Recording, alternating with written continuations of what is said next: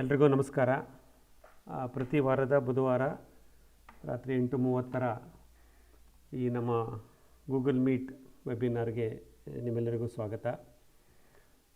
ಈ ಬುಧವಾರ 13 ಆಗಸ್ಟ್ 2025 ಈ ದಿನ ನಮ್ಮ ವಿಷಯ ನೈಸರ್ಗಿಕ ಕೃಷಿಯಲ್ಲಿ ಸಾವಯವ ದ್ರವ್ಯವಾಗಿ ವಿವಿಧ ಎಣ್ಣೆಕಾಳು ಹಿಂಡಿ ದ್ರಾವಣದ ಬಳಕೆಯ ಮಹತ್ವ. ಈ ವಿಷಯವನ್ನು ಇವತ್ತಿನ ನಮ್ಮ ಗೂಗಲ್ ಮೀಟ್ ಕಾರ್ಯಕ್ರಮಕ್ಕೆ ತಗೊಂಡಿದ್ದೀವಿ. ಇದ್ರ ಬಗ್ಗೆ ಹಿಂಡಿ ದ್ರಾವಣ, ಎಣ್ಣೆ ಬೀಜಗಳಿಂದ ಆದಂಥ ಹಿಂಡಿ, ಅದರಿಂದ ಮಾಡಿದಂಥ ಒಂದು ಸಾವಯವ ದ್ರಾವಣ, ಅದನ್ನು ಹೇಗೆ ಬಳಸ್ತೀವಿ, ಅದನ್ನು ಯಾಕೆ ಬಳಸಬೇಕು, ಅದರ ಮಹತ್ವ ಏನು, ಅದು ಬಳಸೋದ್ರಿಂದ ಏನು ಪರಿಣಾಮ ಆಗುತ್ತೆ ನಮ್ಮ ಮಣ್ಣಿನ ಮೇಲೆ ಮತ್ತು ಮಣ್ಣಿನಲ್ಲಿರ್ತಕ್ಕಂಥ ಉಪಕಾರಿ ಸೂಕ್ಷ್ಮಜೀವಿಗಳ ಮೇಲೆ, ಅವೆಲ್ಲವನ್ನು ಈ ಇವತ್ತಿನ ಒಂದು ವೆಬಿನಾರ್ನಲ್ಲಿ ನೋಡ್ತಾ ಹೋಗೋಣ. Good evening friends, welcome to weekly Wednesday webinar through Google Meet. We welcome you all. As per our every week Wednesdays webcasting, so today we have chosen this subject, feeding the beneficial microorganisms in our soil using various oil seeds cakes and converting it into a liquid organic manure. So we will choose various oil seeds cakes available in the market and we make it into a liquid organic manure, and using that liquid organic manure we will going to feed the beneficiary soil microbes in our soil or on the basin of the plant. So that is our subject today. So we will try to understand more about the microbes, why one has to feed the microbes and how one is to feed this beneficiary microbes by using this oil seed cake in the form of liquid. When we feed the microbes, what will happen? So these are the topics we will going to discuss today. ಈ ಒಂದು ಪ್ರತಿ ಬುಧವಾರದ ನಮ್ಮ ವೆಬ್ಕಾಸ್ಟ್ನಲ್ಲಿ ನಾವು ಕೊಟ್ಟಿರ್ತಕ್ಕಂಥ ಒಂದು ಈ ಸರಣಿಯ ಹೆಸರು ನೈಸರ್ಗಿಕ ಕೃಷಿ ಮುಂದಿನ ಹಾದಿ. ಅಂದರೆ ನಾವೆಲ್ಲರೂ ವಿಷಮುಕ್ತ ರಾಸಾಯನಿಕ ಕೃಷಿಯನ್ನು ತ್ಯಜಿಸಿ ಸಾವಯವ ಅಥವಾ ನೈಸರ್ಗಿಕ ಕೃಷಿ ಮಾಡಬೇಕು ಅಂತ ಹೊರಟಿರೋರು. ಸೊ ನಮ್ಮ ಈ ನೈಸರ್ಗಿಕ ಕೃಷಿನಲ್ಲಿ ನಮ್ಮ ಹಾದಿಯನ್ನು ನಾವೇ ರೂಪಿಸ್ಕೋಬೇಕು. ಈ ನೈಸರ್ಗಿಕ ಕೃಷಿಯ ವಿವಿಧ ಮಜಲುಗಳು, ಅವುಗಳನ್ನು ನಾವು ಗುರುತಿಸ್ಕೊತಾ ಹೋಗಬೇಕು. ಈ ಹಾದಿಯನ್ನು ಯಾವ ರೀತಿ ನಾವು ನಮ್ಮ ಕೃಷಿ ಭೂಮಿಯನ್ನು, ನಮ್ಮ ಕೃಷಿ ಚಟುವಟಿಕೆಯನ್ನು ನೈಸರ್ಗಿಕ ಕೃಷಿಯ ಒಂದು ತತ್ವದ ಆಧಾರದ ಮೇಲೆ ರೂಪಿಸ್ಕೋಬೇಕು ಅನ್ನೋದನ್ನು ಒಂದು ಸಂಪೂರ್ಣವಾಗಿ ವೈಜ್ಞಾನಿಕ ಹಿನ್ನೆಲೆಯಲ್ಲಿ ಮನದಟ್ಟು ಮಾಡಿಕೊಳ್ಳೋಣ ಅನ್ನೋ ಉದ್ದೇಶದಿಂದ ನಾವು ಪ್ರತಿ ಬುಧವಾರ ರಾತ್ರಿ 8:30 ಗೂಗಲ್ ಮೀಟ್ ಈ ಕಾರ್ಯಕ್ರಮದಲ್ಲಿ ನೇರ ಪ್ರಸಾರದಲ್ಲಿ ಸೇರ್ತಾ ಇದ್ದೀವಿ. ತಾವುಗಳು ನನ್ನ ಜೊತೆ ಈ ಜೂನ್ 12 ನಾನು ಇದನ್ನು ಶುರು ಮಾಡಿದ್ದು. ಇದು ಮೋಸ್ಟ್ಲಿ 2 ತಿಂಗಳಾಗೋಯಿತು. 8-9ನೇ ಕಾರ್ಯಕ್ರಮ ಅಂತ ಕಾಣುತ್ತೆ. ಕಳೆದ 8-9 ವಾರಗಳಿಂದನೂ ನೀವು ನನ್ನ ಜೊತೆ ಜೋಡಿಸ್ಕೊಂಡಿದ್ದೀರಾ, ನನಗೆ ಫೀಡ್ಬ್ಯಾಕ್ ಕೊಡ್ತಾ ಇದ್ದೀರಾ. ನಾವು ಸಾಕಷ್ಟು ವಿಷಯಗಳನ್ನು ತೊಗೊಂಬಂದು ಈ ರೀತಿ ಹಂಚ್ಕೊತಾ ಇದ್ದೀವಿ. ಸೊ ಇವತ್ತಿನ ಕಾರ್ಯಕ್ರಮದಲ್ಲಿ ನೈಸರ್ಗಿಕ ಕೃಷಿಯ ಮುಂದಿನ ಹಾದಿ ಈ ಒಂದು ಸರಣಿಯಲ್ಲಿ ಹಿಂಡಿ ದ್ರಾವಣದ ಬಳಕೆ, ಸೂಕ್ಷ್ಮಜೀವಿಗಳಿಗೆ ಆಹಾರವಾಗಿ ಹಿಂಡಿ ದ್ರಾವಣದ ಬಳಕೆ, ಆ ವಿಷಯವನ್ನು ನಾವು ಮುಂದುವರ್ಸ್ಕೊಂಡು ಹೋಗೋಣ. Dear friends, the title we have given it to our series of webcasting which we are doing on every Wednesday 8:30 PM is called Natural Farming Way Forward. Once we decide that we will going to do chemical free farming, we have to look at options of farming framework, and today we have chosen this path called natural farming. As per the principles of natural farming, we have to plan our resources and we have to manage our farm activity and our crops. So in these Wednesdays we will be discussing various aspects of natural farming management. This is started on 12th June Wednesday, and today we are almost on 13th June, so that means almost 2 months over. This may be about 9th episode which we are doing it, and I thank most of you who have been with us from last 9 weeks, continuously participating and giving us the feedback and motivating us. As you know, the recording of this 1 hour webcast is also being uploaded into our YouTube channel. People who have missed this live, they can always go and access the YouTube channel and watch this recording little later also. So friends, again I'll just repeat few fundamentals. For many of you are with us, we will be repetitive, but a few of us, our farming friends who are just connected to us in the last couple of weeks or days, so I thought let us refresh it once. I take little time to just refresh the fundamental, then we go back to today's topic. So what is the chemical free farming, or what is that farming we are trying to do? What are the expectation from this farming practices we are following? The farming practices which we are following should be regenerative, matlab it should be using resources again and again, it should be able to rebuild its resources of its own, it will be renewable. So whatever the activity we do in the farm, so whatever we generate, whatever we grow, that should be reusable, it should be sustainable, we should not rip and replace the resources every time. So once we acquire the resource, once we grow something in our farm, that should sustain it for weeks to come or seasons to come, and most importantly it should be environmental friendly. That's the reason we are choosing this as a chemical free farming. Natural farming means aligning with the nature, understanding the principles of nature, and creating our actionables activities in line with the nature. So we leave it to the nature, or we align with the nature. Nature means the environment. So these are all the benefits or the various steps which we should follow while practicing natural farming framework. ಮಿತ್ರರೇ, ನಾವು ರಾಸಾಯನಿಕ ಕೃಷಿಯನ್ನು ತ್ಯಜಿಸಿ ಸಾವಯವ ಕೃಷಿ ಅಥವಾ ನೈಸರ್ಗಿಕ ಕೃಷಿಯನ್ನು ಮಾಡಬೇಕು ಅಂತ ಹೊರಟಾಗ ಈ ಕೆಲವು ಶಬ್ದಗಳು ಅಥವಾ ಈ ಕೆಲವು ಆಯಾಮಗಳನ್ನು ನಾವು ಗುರುತಿಸ್ಕೋಬೇಕಾಗತ್ತೆ. ನಮ್ಮ ನೈಸರ್ಗಿಕ ಕೃಷಿಯಲ್ಲಿ ಏನೇನು ನಾವು ಗಮನಿಸಬೇಕು ಅಂದರೆ, ಇದು ಪುನರುತ್ಪಾದಕ ಆಗಿರಬೇಕು. ಅಂದರೆ ನಾವು ಒಂದು ಸತಿ ಏನಾದ್ರು ಒಂದು ಬೆಳೆ ಬೆಳೆದಾಗ ಆ ಬೆಳೆಗೆ ಉಪಯೋಗಿಸ್ತಕ್ಕಂಥ ನಮ್ಮ ಸಂಪನ್ಮೂಲಗಳು ಪುನರ್ಬಳಕೆ ಆಗಬೇಕು. ಆ ಬೆಳೆಯ ಜೊತೆ ಬಂದಂಥ ಪಳೆಯುಳಿಕೆಗಳು, ಬೆಳೆ ಶೇಷಗಳನ್ನು ಮತ್ತೆ ನಾವು ಬಳಕೆ ಮಾಡ್ಕೊಳ್ಳೋ ಥರ ಇರಬೇಕು. ಮತ್ತು ಇದು ಸುಸ್ಥಿರವಾಗಿರಬೇಕು. ಅಂದರೆ ನಮ್ಮ ಕಾಲ ಮೇಲೆ ನಾವು ನಿಂತ್ಕೋಬೇಕು. ಪ್ರತಿ ಸಲ ಹೊರಗಡೆಯಿಂದ ತಂದಾಕಬೇಕು ಅಥವಾ ಇನ್ನೊಬ್ಬರನ್ನ ಅವಲಂಬಿಸಬೇಕು ಅನ್ನೋ ಕೃಷಿ ನಾವು ಮಾಡಬಾರ್ದು. ನಮ್ಮ ಕೃಷಿನಲ್ಲಿ ಸುಸ್ಥಿರತೆಯನ್ನು ನಾವು ತರಬೇಕು. ನಮ್ಮ ಸಾವಯವ ಅಂಶ ಮತ್ತು ಸೂಕ್ಷ್ಮಜೀವಿಗಳು ಯಾವಾಗಲೂ ನಮ್ಮ ಮಣ್ಣಿನಲ್ಲಿ ಇರೋ ಥರ ನಾವು ನೋಡ್ಕೋಬೇಕು. ಮತ್ತು ನೈಸರ್ಗಿಕ ಕೃಷಿ ಪರಿಸರದ ಜೊತೆ ಕೈ ಜೋಡಿಸ್ಕೊಂಡು ಹೋಗ್ತಾ ಇರುತ್ತೆ. ಸೊ ನಾವು ಇದನ್ನು ಪರಿಸರ ಪ್ರಿಯ ಕೃಷಿ ಅಂತಲೂ ಕರಿತೀವಿ. ಹಾಗಾಗಿ ನಮ್ಮ ನೈಸರ್ಗಿಕ ಕೃಷಿಯ ಒಂದು ಮಜಲಿನಲ್ಲಿ ನಾವು ಪ್ರಕೃತಿಯನ್ನು, ಪರಿಸರವನ್ನು ಜೊತೆಯಾಗಿ ಸೇರಿಸ್ಕೊಂಡು ಹೋಗಬೇಕು. ಪರಿಸರವನ್ನು, ಪ್ರಕೃತಿಯನ್ನು ಅರ್ಥ ಮಾಡ್ಕೋಬೇಕು, ಅದಕ್ಕೆ ಘಾಸಿಗೊಳಿಸಬಾರ್ದು. ಆ ರೀತಿಯ ಒಂದು ಕೃಷಿ ಪದ್ಧತಿಯನ್ನು ನಾವು ನೈಸರ್ಗಿಕ ಕೃಷಿ ಅಂತ ಕರಿತೀವಿ. ಆ ನೈಸರ್ಗಿಕ ಕೃಷಿಯ ವಿವಿಧ ಮಜಲುಗಳನ್ನು ನಾವು ಗಮನಿಸ್ತಾ ಹೋಗೋಣ. Friends, our focus is mainly towards reducing the input cost, again make us ourselves independent, reduce the external dependencies, and we should also ensure that our process should have less intervention to the farming system, and thereby less intervention means obviously less labor. So by minimizing these things, the external inputs, the dependency on external resources, and minimizing interventions or minimum use of labor, these are all the defined goals for our natural farming. By achieving these, or by looking at these aspects, by achieving some progress on these directions, we can make our farming more productive or profitable, because our cost of production will reduce. So this is the main objective of natural farming. ನೈಸರ್ಗಿಕ ಕೃಷಿಯಲ್ಲಿ ನಾವು ನಮ್ಮ ಉತ್ಪಾದನಾ ವೆಚ್ಚವನ್ನು ಕಡಿಮೆ ಮಾಡ್ಕೋತಾ ಬರ್ತೀವಿ. ಹೇಗೆ ಉತ್ಪಾದನಾ ವೆಚ್ಚ ಕಡಿಮೆ ಮಾಡ್ಕೋತೀವಿ? ಒಳಸುರಿಗಳನ್ನು ಬಳಸೋದನ್ನು, ಹೊರಗಡೆಯಿಂದ ತಂದಂಥ ಒಳಸುರಿಗಳನ್ನು ಬಳಸಿದ್ರೂ ದುಂದು ವೆಚ್ಚದ ಒಳಸುರಿಗಳನ್ನು ತೊಗೊಂಬರಲ್ಲ. ನಾನು ಹೇಳ್ತಿರ್ತೀನಲ್ವ, 50 ಪೈಸೆ 1 ಲೀಟ್ರು, ₹1 1 kg, ಈ ಥರದಲ್ಲಿ ನಾವು ತರಬೇಕು ಅಂತ. ಸೊ ಒಂದು ಒಳಸುರಿಗಳ ವೆಚ್ಚವನ್ನು ಕಮ್ಮಿ ಮಾಡ್ಕೋಬೇಕು.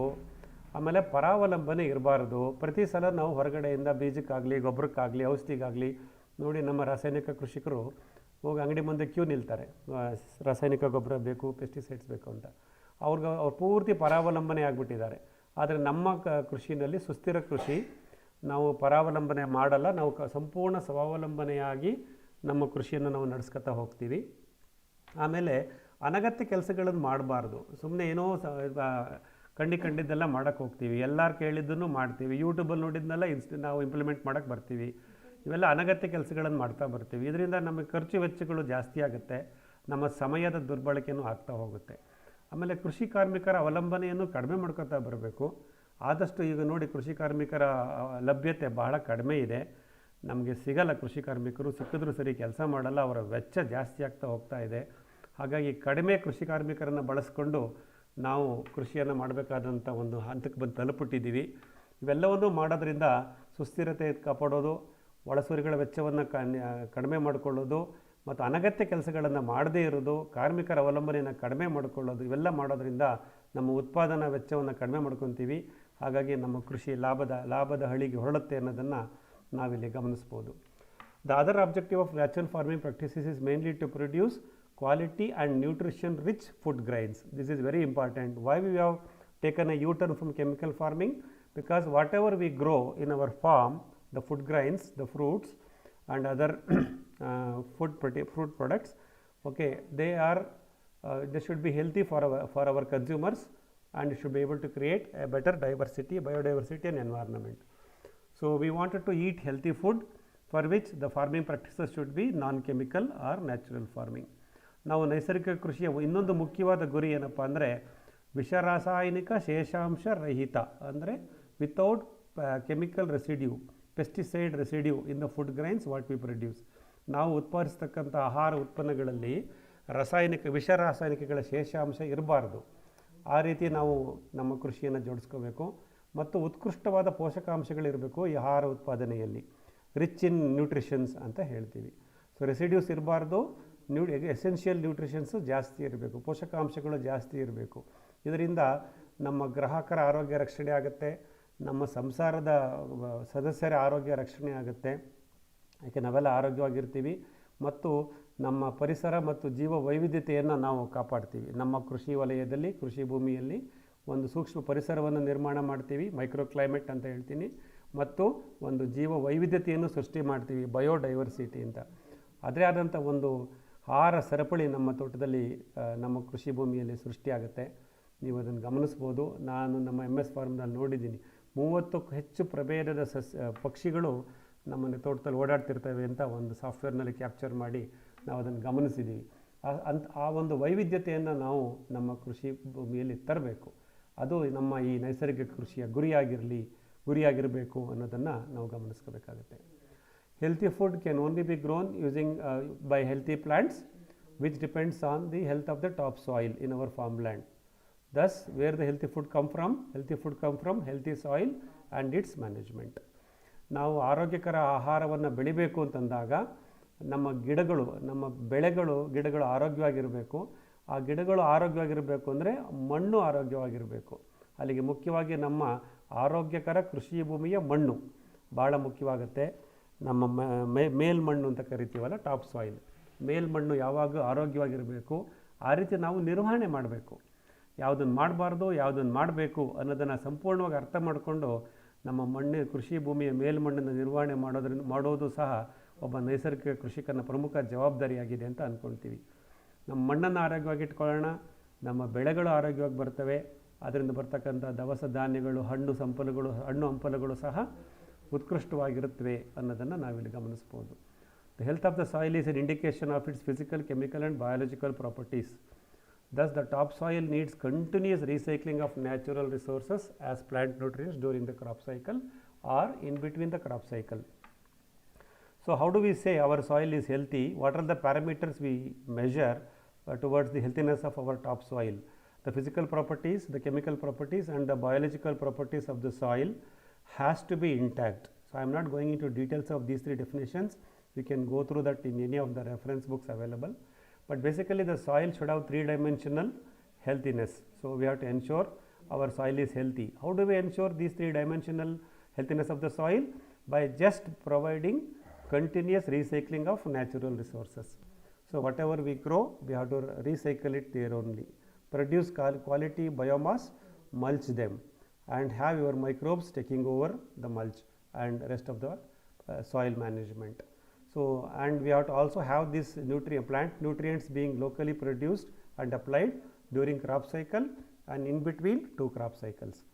ಸೊ ನಾವು ಆರೋಗ್ಯಕರ ಮಣ್ಣನ್ನು ಹೇಗೆ ಗುರುತಿಸ್ತೀವಿ ಅಂದರೆ 3 ಆಯಾಮಗಳಿಂದ ನೋಡ್ತೀವಿ. ಫಿಸಿಕಲ್, ಭೌತಿಕ ಆಯಾಮ, ಕೆಮಿಕಲ್, ರಾಸಾಯನಿಕ ಆಯಾಮ ಮತ್ತು ಬಯಾಲಜಿಕಲ್, ಜೈವಿಕ ಗುಣಧರ್ಮಗಳು. ಈ 3 ಗುಣಧರ್ಮಗಳ ಮೇಲೆ ನಾವು ಮಣ್ಣಿನ ರಚನೆ ಮತ್ತು ಮಣ್ಣಿನ ಆರೋಗ್ಯವನ್ನು ನಾವು ಅಳಿತೀವಿ. ಅವುಗಳನ್ನು ರಕ್ಷಣೆ ಮಾಡಬೇಕಾಗಿರೋದು 3 ಹಂತಗಳಲ್ಲಿ ನಮ್ಮ ಮೇಲ್ಮಣ್ಣನ್ನು ರಕ್ಷಣೆ ಮಾಡ್ಕೋಬೇಕಾಗಿರೋದು ನಮ್ಮ ಕರ್ತವ್ಯ.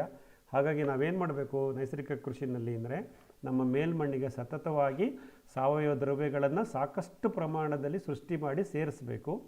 ಮಣ್ಣಿನಲ್ಲಿ ಸಾವಯವ ಅಂಶವನ್ನು ಜಾಸ್ತಿ ಮಾಡಬೇಕು. ಮಣ್ಣಿನ ಫಲವತ್ತತೆಯನ್ನು ನಿರ್ವಹಿಸಬೇಕು. ಸೂಕ್ಷ್ಮ ಜೀವಿಗಳು ಕೆಲಸ ಮಾಡೋ ಥರ ನೋಡ್ಕೋಬೇಕು. ಇದೆಲ್ಲ ಒಬ್ಬ ನೈಸರ್ಗಿಕ ಕೃಷಿಕನ ಜವಾಬ್ದಾರಿಯಾಗಿದೆ. ಇದೆಲ್ಲ ಒಂದಕ್ಕೊಂದು ಕನೆಕ್ಟ್ ಆಗಿರುತ್ತೆ friends. So how do achieve that? So ನನ್ನ ಮಣ್ಣನ್ನು ಆರೋಗ್ಯವಾಗಿ ಇಟ್ಕೊಳ್ಳೋದು ಹೇಗೆ ಅಂದಾಗ, so I have just define this. There are 5 M's that these are the key factors which we need to consider while managing our topsoil for its healthiness and its nutritional value and microbial activity. ನಮ್ಮ ಮಣ್ಣು ಆರೋಗ್ಯವಾಗಿರಬೇಕು, ಸಾವಯವ ಅಂಶ ಜಾಸ್ತಿ ಇರಬೇಕು ಮತ್ತು ಅದರಲ್ಲಿ ಸೂಕ್ಷ್ಮಜೀವಿಗಳು ಪ್ರಮುಖವಾಗಿ ಕಾರ್ಯನಿರ್ವಹಿಸ್ತಾ ಇರಬೇಕು ಅಂದಾಗ ಏನು ಮಾಡಬೇಕು ಅಂದರೆ ಈ 5 ಎಮ್ಗಳ ಬಗ್ಗೆ ನಾವು ಗಮನ ಕೊಡಬೇಕು. ಈ ಯಾವುದಪ್ಪ 5 ಎಮ್ಗಳು ಅನ್ನೋದನ್ನು ಇಲ್ಲಿ ಹೇಳಿದ್ದೀನಿ. There are different types of M's. One is the manure, the organic manure which will be produced on the basin of the plant itself.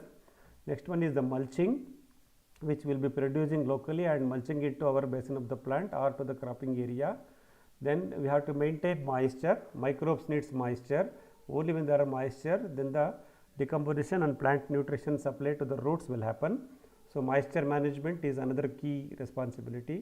Fourth one is the minerals. The minerals are available already on the soil. We should enable the microbes to fix these minerals to the roots of the plants. And obviously microbes are very important in this cycle. So these are the 5 M's: manure, mulching, moisture, minerals and microbes. We have to remember these 5 M's. So one needs to understand and define the simple workflow in the farm that interconnects these dots. So whatever we do in our farm management, we will be creating and connecting these 5 M's such that our productivity will be more and soil will be healthy and we will be achieving efficiency by reducing the input cost.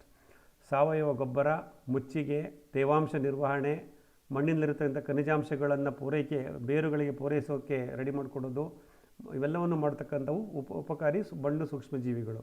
ಆ ಸೂಕ್ಷ್ಮಜೀವಿಗಳ ನಿರ್ವಹಣೆ, ಅವುಗಳಿಗೆ ಸಮಯಕ್ಕೆ ಸರಿಯಾಗಿ ಆಹಾರ ಮತ್ತು ವಸತಿ ಕೊಡೋದು, ಇವೆಲ್ಲವನ್ನು ನಾವು ಮಾಡೋದ್ರಿಂದ ಈ ಎಮ್ಗಳನ್ನು 5 ಎಮ್ಗಳನ್ನು ನಿರ್ವಹಣೆ ಮಾಡಿದಂಗೆ ಆಗುತ್ತೆ. ಇದಿಷ್ಟು ನೆನಪಿಟ್ಕೊಂಡ್ರೆ ಸಾಕು ಮಿತ್ರರೇ, ನಾವು ನೈಸರ್ಗಿಕ ಕೃಷಿಯಲ್ಲಿ ನಮ್ಮ ಮಣ್ಣನ್ನು ರಕ್ಷಣೆ ಮಾಡಿಕೊಂಡು ಆರೋಗ್ಯವಾದ ಆಹಾರವನ್ನು ಬೆಳಿಬೋದು. The manure is again I will explain how these 5 M's are interconnected to each other. First thing is the manure. The manure is prepared by decomposing the biomass which is generated within the farm as part of crop cycle management. So we generate what is called biomass or the crop residues or the green mulching material which we will go to produce in our farm. Using that, the manure is prepared and that biomass is mulched wherever is appropriate, that is on the basin of the plant. And after doing the mulching, we use the appropriate irrigation system to maintain moisture. Once we maintain the moisture, the microbes will become active and they will fix the plant nutrient including the minerals which is available in the soil and feed to the root of the plants. That is done by our microbes. Like this, all these things are connected. So our role is to generate biomass, do the mulching regularly and maintain moisture and feed the microbes. If you do these things, then all these dots gets connected. This is how the interconnection of these M's will happen. ನಾವು ನಮ್ಮ ನೈಸರ್ಗಿಕ ಕೃಷಿಯಲ್ಲಿ ಸಾವಯವ ಗೊಬ್ಬರವನ್ನು ಹೇಗೆ ತಯಾರು ಮಾಡ್ಕೊತೀವಿ ಅಂತಂದರೆ, ನಮ್ಮ ಕೃಷಿ ಚಟುವಟಿಕೆಯಿಂದ ಬರ್ತಕ್ಕಂಥ ವಿವಿಧ ಸಾವಯವ ದ್ರವ್ಯಗಳು, ಅದು ಬೆಳೆ ತ್ಯಾಜ್ಯಗಳಾಗ್ಬೋದು, ನಾವೇ ಬೆಳೆದಂಥ ಹಸಿರೆಲೆ ಗೊಬ್ಬರದ ಗಿಡಗಳಾಗ್ಬೋದು, ಅಥವಾ ನಮ್ಮ ತೋಟದಲ್ಲಿ ಇರಬಹುದಾದಂಥ ಪ್ರಾಣಿಗಳಿಂದ ಬಂದಂಥ ದ್ರವ್ಯಗಳಾಗ್ಬೋದು, ಅನಿಮಲ್ ರೆಸಿಡ್ಯೂಸ್ ಅಂತ ಹೇಳ್ತೀನಿ, ಅವುಗಳು ಆಗ್ಬೋದು. ಇವೆಲ್ಲವನ್ನು ನಾವು ಗುಡ್ಡೆ ಹಾಕ್ಕೊಂಡು ನಿರ್ದಿಷ್ಟವಾದ ವಾತಾವರಣದಲ್ಲಿ, ಅಂದರೆ ಟೆಂಪ್ರೇಚರ್ ಆಪ್ಟಿಮಮ್ ಇರಬೇಕಂಥ ಸಮಯದಲ್ಲಿ ಒಂದು ವಿಘಟಕ ಸೂಕ್ಷ್ಮಜೀವಿಗಳಿಂದ ವಿಘಟಿಸಿ, ಅಂದರೆ ಡಿಕಂಪೋಸಿಂಗ್ ಬ್ಯಾಕ್ಟೀರಿಯಾನ್ಸ್ ಅಂತ ಹೇಳ್ತೀವಿ. ಈ ಡಿಕಂಪೋಸಿಂಗ್ ಮೈಕ್ರೋಬ್ಸಿಂದ ನಮ್ಮ ಕೃಷಿ ತ್ಯಾಜ್ಯಗಳನ್ನು ಡಿಕಂಪೋಸ್ ಮಾಡಿ ಉತ್ತಮ ಗುಣಮಟ್ಟದ ಸಸ್ಯ ಪೋಷಕಾಂಶಗಳಿರ್ತಕ್ಕಂಥ ಒಂದು ಗೊಬ್ಬರವನ್ನು ತಯಾರು ಮಾಡ್ಕೊತೀವಿ. ಅದನ್ನು ಮಾಡಿಕೊಂಡು ಅದನ್ನು ಮತ್ತೆ ಬಳಸ್ತಾ ಇರ್ತೀವಿ. ಇದರಿಂದ ನಾವು ಈ 5 ಎಮ್ಗಳನ್ನು ಜೋಡಿಸ್ದಂಗೆ ಆಗುತ್ತೆ. ಸಾವಯವ ದ್ರವ್ಯಗಳನ್ನು ತಯಾರು ಮಾಡ್ಕೊಳ್ಳೋದು, ಮುಚ್ಚಿಗೆ ಮಾಡೋದು, ತೇವಾಂಶ ಕಾಪಾಡೋದು, ಸೂಕ್ಷ್ಮಜೀವಿಗಳಿಗೆ ವಸತಿ ಮತ್ತು ಆಹಾರವನ್ನು ಕೊಡೋದು. ಇಷ್ಟು ಮಾಡ್ಕೊಂಡು ಬಂದರೆ ಸಾಕು, ಈ ಒಂದು ಸುಸ್ಥಿರತೆ ನಾವು ನೋಡ್ಬೋದು. Thus the continuous process of farm management essentially includes production of biomasses in the form of plant or animal residues, returning the same as a layer of mulching on the target area, maintain optimum moisture with an appropriate irrigation system or a watering system, create an environment of performance for beneficiary soil microbes. This is very, very important. Microbes has to perform, so for which you have to create that environment. So how do we do that? That is our today's discussion also. How do we feed the microbes and make them active, and providing food and shelter for these microbes. These are all our key responsibilities as part of natural farming management. ನಮ್ಮ ನಿರಂತರ ಕೃಷಿ ಚಟುವಟಿಕೆಯಲ್ಲಿ ಈ ಸಾವಯವ ದ್ರವ್ಯಗಳನ್ನು ಉತ್ಪಾದನೆ ಮಾಡ್ಕೋಬೇಕು, ಅದನ್ನು ಪುನರ್ಬಳಕೆ ಮಾಡ್ಕೋಬೇಕು ಮತ್ತು ಉಪಕಾರಿ ಸೂಕ್ಷ್ಮಜೀವಿಗಳಿಗೆ ಆಶ್ರಯ ಮತ್ತು ಆಹಾರ ಕೊಟ್ಟರೆ ಅವೇ ಆ ಗೊಬ್ಬರವನ್ನು ಉತ್ಪಾದನೆ ಮಾಡಿ ನಮ್ಮ ಸಸ್ಯಗಳಿಗೆ ಬೇಕಾದಂಥ ಪೋಷಕಾಂಶಗಳನ್ನು ಅಗತ್ಯಕ್ಕೆ ತಕ್ಕಂತೆ ಬಿಡುಗಡೆ ಮಾಡುತ್ತವೆ ಅನ್ನೋದನ್ನು ನಾವು ಈ ನೈಸರ್ಗಿಕ ಕೃಷಿಯಲ್ಲಿ ಗಮನಿಸ್ಬೋದು. The sustainable farming thus focus in return of maximum crop residues back into the soil as a mulch, growing regularly different types of diversified, abundant, large quantity green manure plants wherever possible as a biomass for mulching. Then inoculate if need be. Again, if need be, you have to inoculate the microbes. Otherwise, keep feeding the microbes frequently such that they will do decomposition of the biomass and create what is called humus or increase the soil organic carbon in our topsoil, and whatever the plant nutrients which are available on the decomposed biomass or the organic manure, that will be made available from the humus. It will be extracted and made available in a ready to absorb format by these microbes and feed to the root of the plants. This is the whole cycle of events happens in our farm.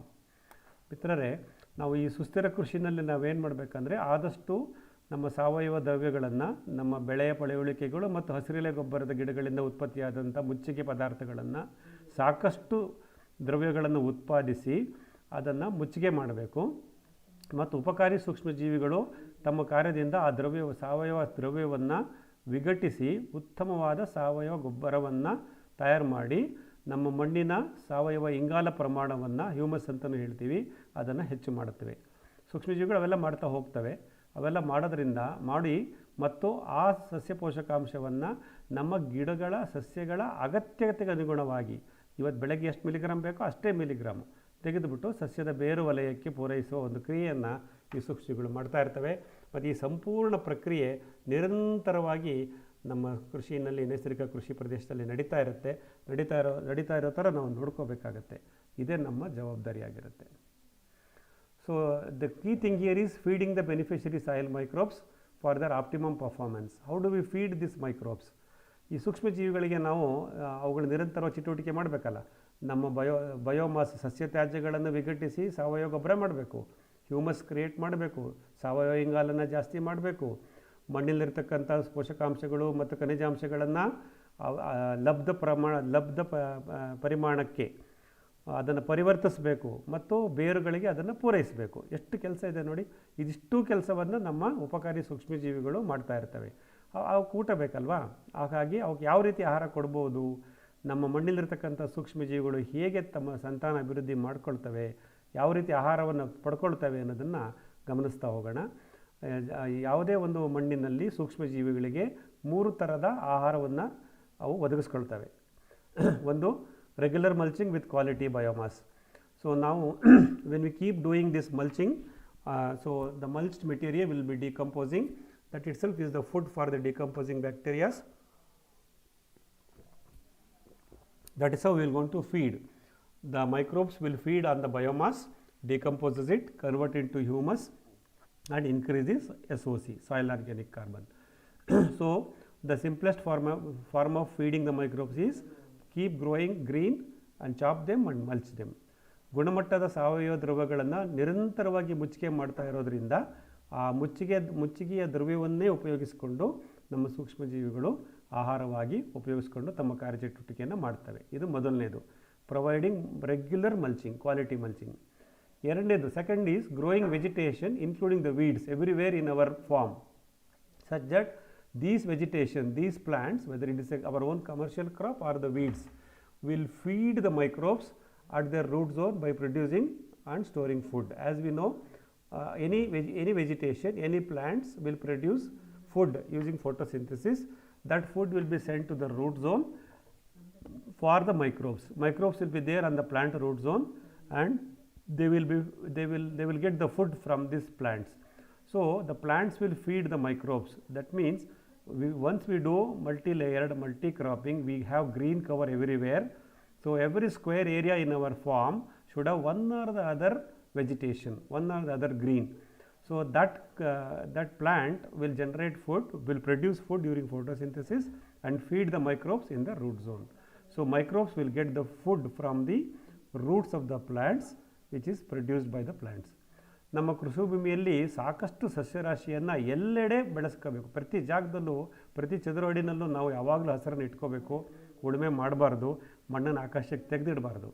ಸದಾಕಾಲ ಬೆಳೆಸೋದ್ರಿಂದ ಈ ಸಸ್ಯ ಪ್ರಭೇದಗಳು, ಅದು ಕಳೆಗಳಾಗಿರಲಿ ಬೆಳೆಗಳಾಗಿರಲಿ, ಈ ಸಸ್ಯ ಪ್ರಭೇದಗಳು ಏನು ಮಾಡ್ತವೆ ಅಂದರೆ ತಮ್ಮ ಬೇರು ವಲಯದಲ್ಲಿ ಈ ಸೂಕ್ಷ್ಮಜೀವಿಗಳಿಗೆ ಆಶ್ರಯ ಕೊಡ್ತವೆ ಮತ್ತು ದ್ಯುತಿಸಂಶ್ಲೇಷಣ ಕ್ರಿಯೆಯಿಂದ ಆಹಾರವನ್ನು ಉತ್ಪಾದನೆ ಮಾಡಿ ಬೇರಿನ ಮುಖಾಂತರ ಸೂಕ್ಷ್ಮಜೀವಿಗಳಿಗೆ ಆಹಾರವನ್ನು ಒದಗಿಸುತ್ತವೆ. ಹಾಗಾದರೆ ನಮ್ಮ ಸೂಕ್ಷ್ಮಜೀವಿಗಳಿಗೆ ಆಹಾರ ಯಾರು ಕೊಡ್ತಾರೆ? ಸಸ್ಯದ ಬೇರು ವಲಯದಲ್ಲಿ ಅವಕ್ಕೆ ಆಹಾರ ಸಿಗುತ್ತೆ. ಮೊದಲನೇದು, ನಾವು ಮುಚ್ಚಿಕೆ ಮಾಡಿದ ದ್ರವ್ಯವನ್ನು ವಿಘಟಿಸುವ ಮುಖಾಂತರ ಆಹಾರ ಪಡ್ಕೊಳ್ತವೆ. ಎರಡನೇದು, ನಮ್ಮ ಕೃಷಿ ಭೂಮಿಯಲ್ಲಿ ಇರ್ತಕ್ಕಂಥ ಸಸ್ಯರಾಶಿಯ ಬೇರು ವಲಯದಲ್ಲಿ ಆಶ್ರಯ ಪಡೆದು ಸಸ್ಯಗಳು ಉತ್ಪಾದಿಸಿದಂಥ ಆಹಾರವನ್ನು ಅವು ಹಂಚಿಕೊಂಡು ಬೆಳೀತವೆ. ಇದು ಎರಡನೇ ಥರದಲ್ಲಿ ನಮ್ಮ ಸೂಕ್ಷ್ಮಜೀವಿಗಳಿಗೆ ಆಹಾರ ಸಿಗ್ತಾ ಇರುತ್ತೆ. ಮೂರನೇದು, add food for microbes with other natural residual resources such as various oil, seed, cake powder. That is our today's subject. So the third part is, how do we add more food for microbes?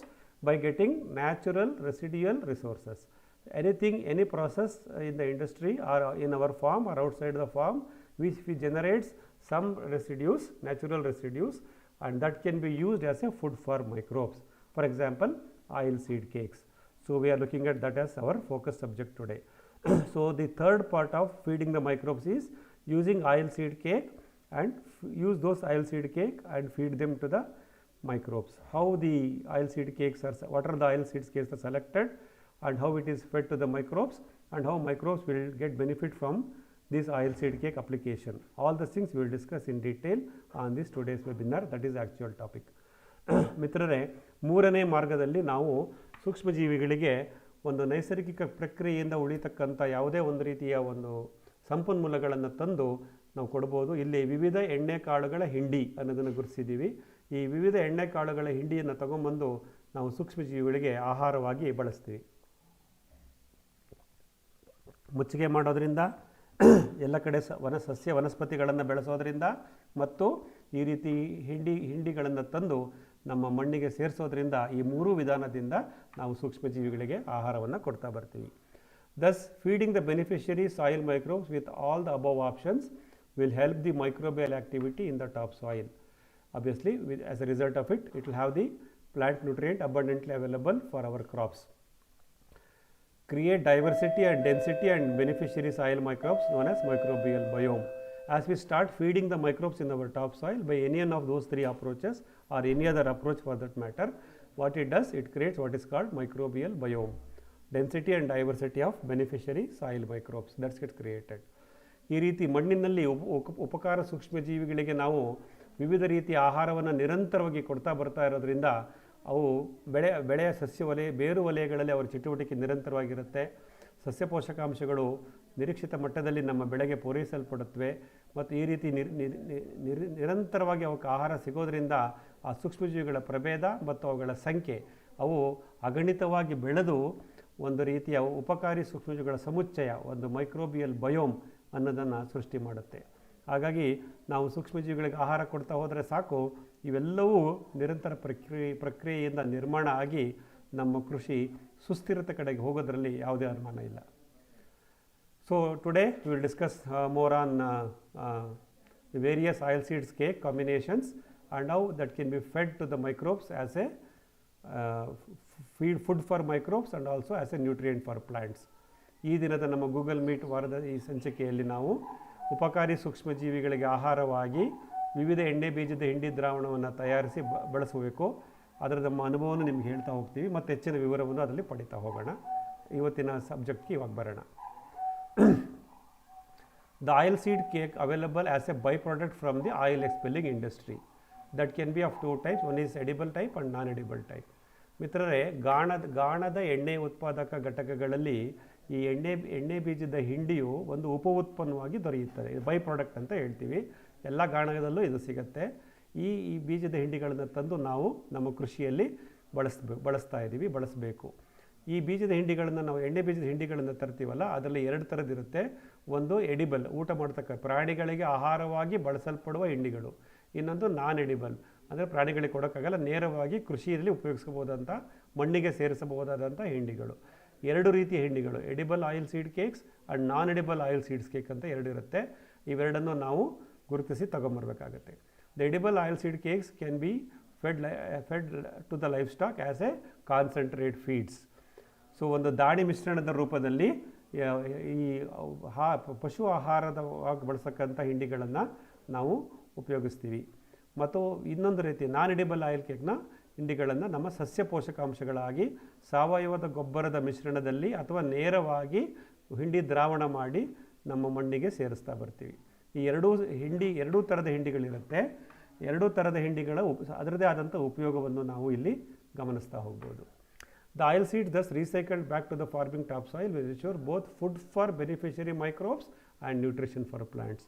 I always keep telling, when I make oil seed cake liquid organic manure and do the basin drenching to our plants, we are achieving dual objective. One, food for beneficiary soil microbes. We are feeding the microbes with the nutrients available on the oil seed cake. Second, we are also adding nutrition to the plants. The oil seed cakes will have lot of plant nutrients that also get added to the basin of the plant. So that's the reason it is very important to use these oil seed cakes and in our farming practices. ಈ ರೀತಿಯಾಗಿ ನಾವು ಸಾವಯವ ಗೊಬ್ಬರವನ್ನು ಬಳಸುವಾಗ ಗೊಬ್ಬರವಾಗಿ ಈ ಹಿಂಡಿಕಾಳುಗಳನ್ನು ಬಳಸ್ಬೋದು. ಅದು ಉಪಕಾರಿ ಸೂಕ್ಷ್ಮಜೀವಿಗಳಿಗೆ ಆಹಾರವಾಗಿಯೂ ಮತ್ತು ಸಸ್ಯಗಳಿಗೆ ಪೋಷಕಾಂಶವಾಗಿಯೂ ಬಳಸಲ್ಪಡುತ್ತದೆ ಅಂತ ನಾನು ಯೂಟ್ಯೂಬ್ ವಿಡಿಯೋದಲ್ಲಿ ಸಮೇತ ಹೇಳಿದ್ದೀನಿ ಹಿಂಡಿ ದ್ರಾವಣದ ಬಗ್ಗೆ ಮಾತಾಡುವಾಗ. Thus, application of various oil seed cakes as liquid organic manure or as a concentrate will influence the health of the soil, the primary objective of natural farming. ನಾವೇನು ಮಾಡಬೇಕು, our objective is to improve the health of the soil in natural farming practices, for which we require some input, and that input is using various oil seed cakes. So ನಾವು ಈ ವಿವಿಧ ಎಣ್ಣೆಕಾಳುಗಳ ಹಿಂಡಿಯನ್ನು ದ್ರಾವಣ ರೂಪದಲ್ಲಿ ಬಳಸಿದಾಗ ನಮ್ಮ ನೈಸರ್ಗಿಕ ಕೃಷಿಯಲ್ಲಿ ಒಂದು ಆರೋಗ್ಯಕರ ಮಣ್ಣನ್ನು ನಾವು ಸೃಷ್ಟಿ ಮಾಡ್ದಂಗಾಗುತ್ತೆ. ನಮ್ಮ ಮಣ್ಣಿನ ಆರೋಗ್ಯದ ರಕ್ಷಣೆ ಮತ್ತು ಸಸ್ಯ ಪೋಷಕಾಂಶಗಳುಳ್ಳಂಥ ಫಲವತ್ತತೆಯನ್ನು ನಾವು ಕಾಪಾಡ್ಕೋಬೋದು. ಹಾಗಾಗಿ ಈ ಎಣ್ಣೆ ಹಿಂಡಿಗಳ ಬಳಕೆ ನೈಸರ್ಗಿಕ ಕೃಷಿನಲ್ಲಿ ಒಂದು ಅಗತ್ಯವಾದಂಥ ಒಂದು ಉಪಕ್ರಮ ಅಂತ ಹೇಳಕ್ಕೆ ಇಷ್ಟಪಡ್ತೀನಿ. Next, oil seed cakes liquid manure as a food for beneficiary microbes. I already told you, when we use the oil seed cakes in our farming practices, we are achieving dual objective. First one is as food for beneficiary microbes, and second thing is as a plant nutrient. Now let us explore these two things in detail.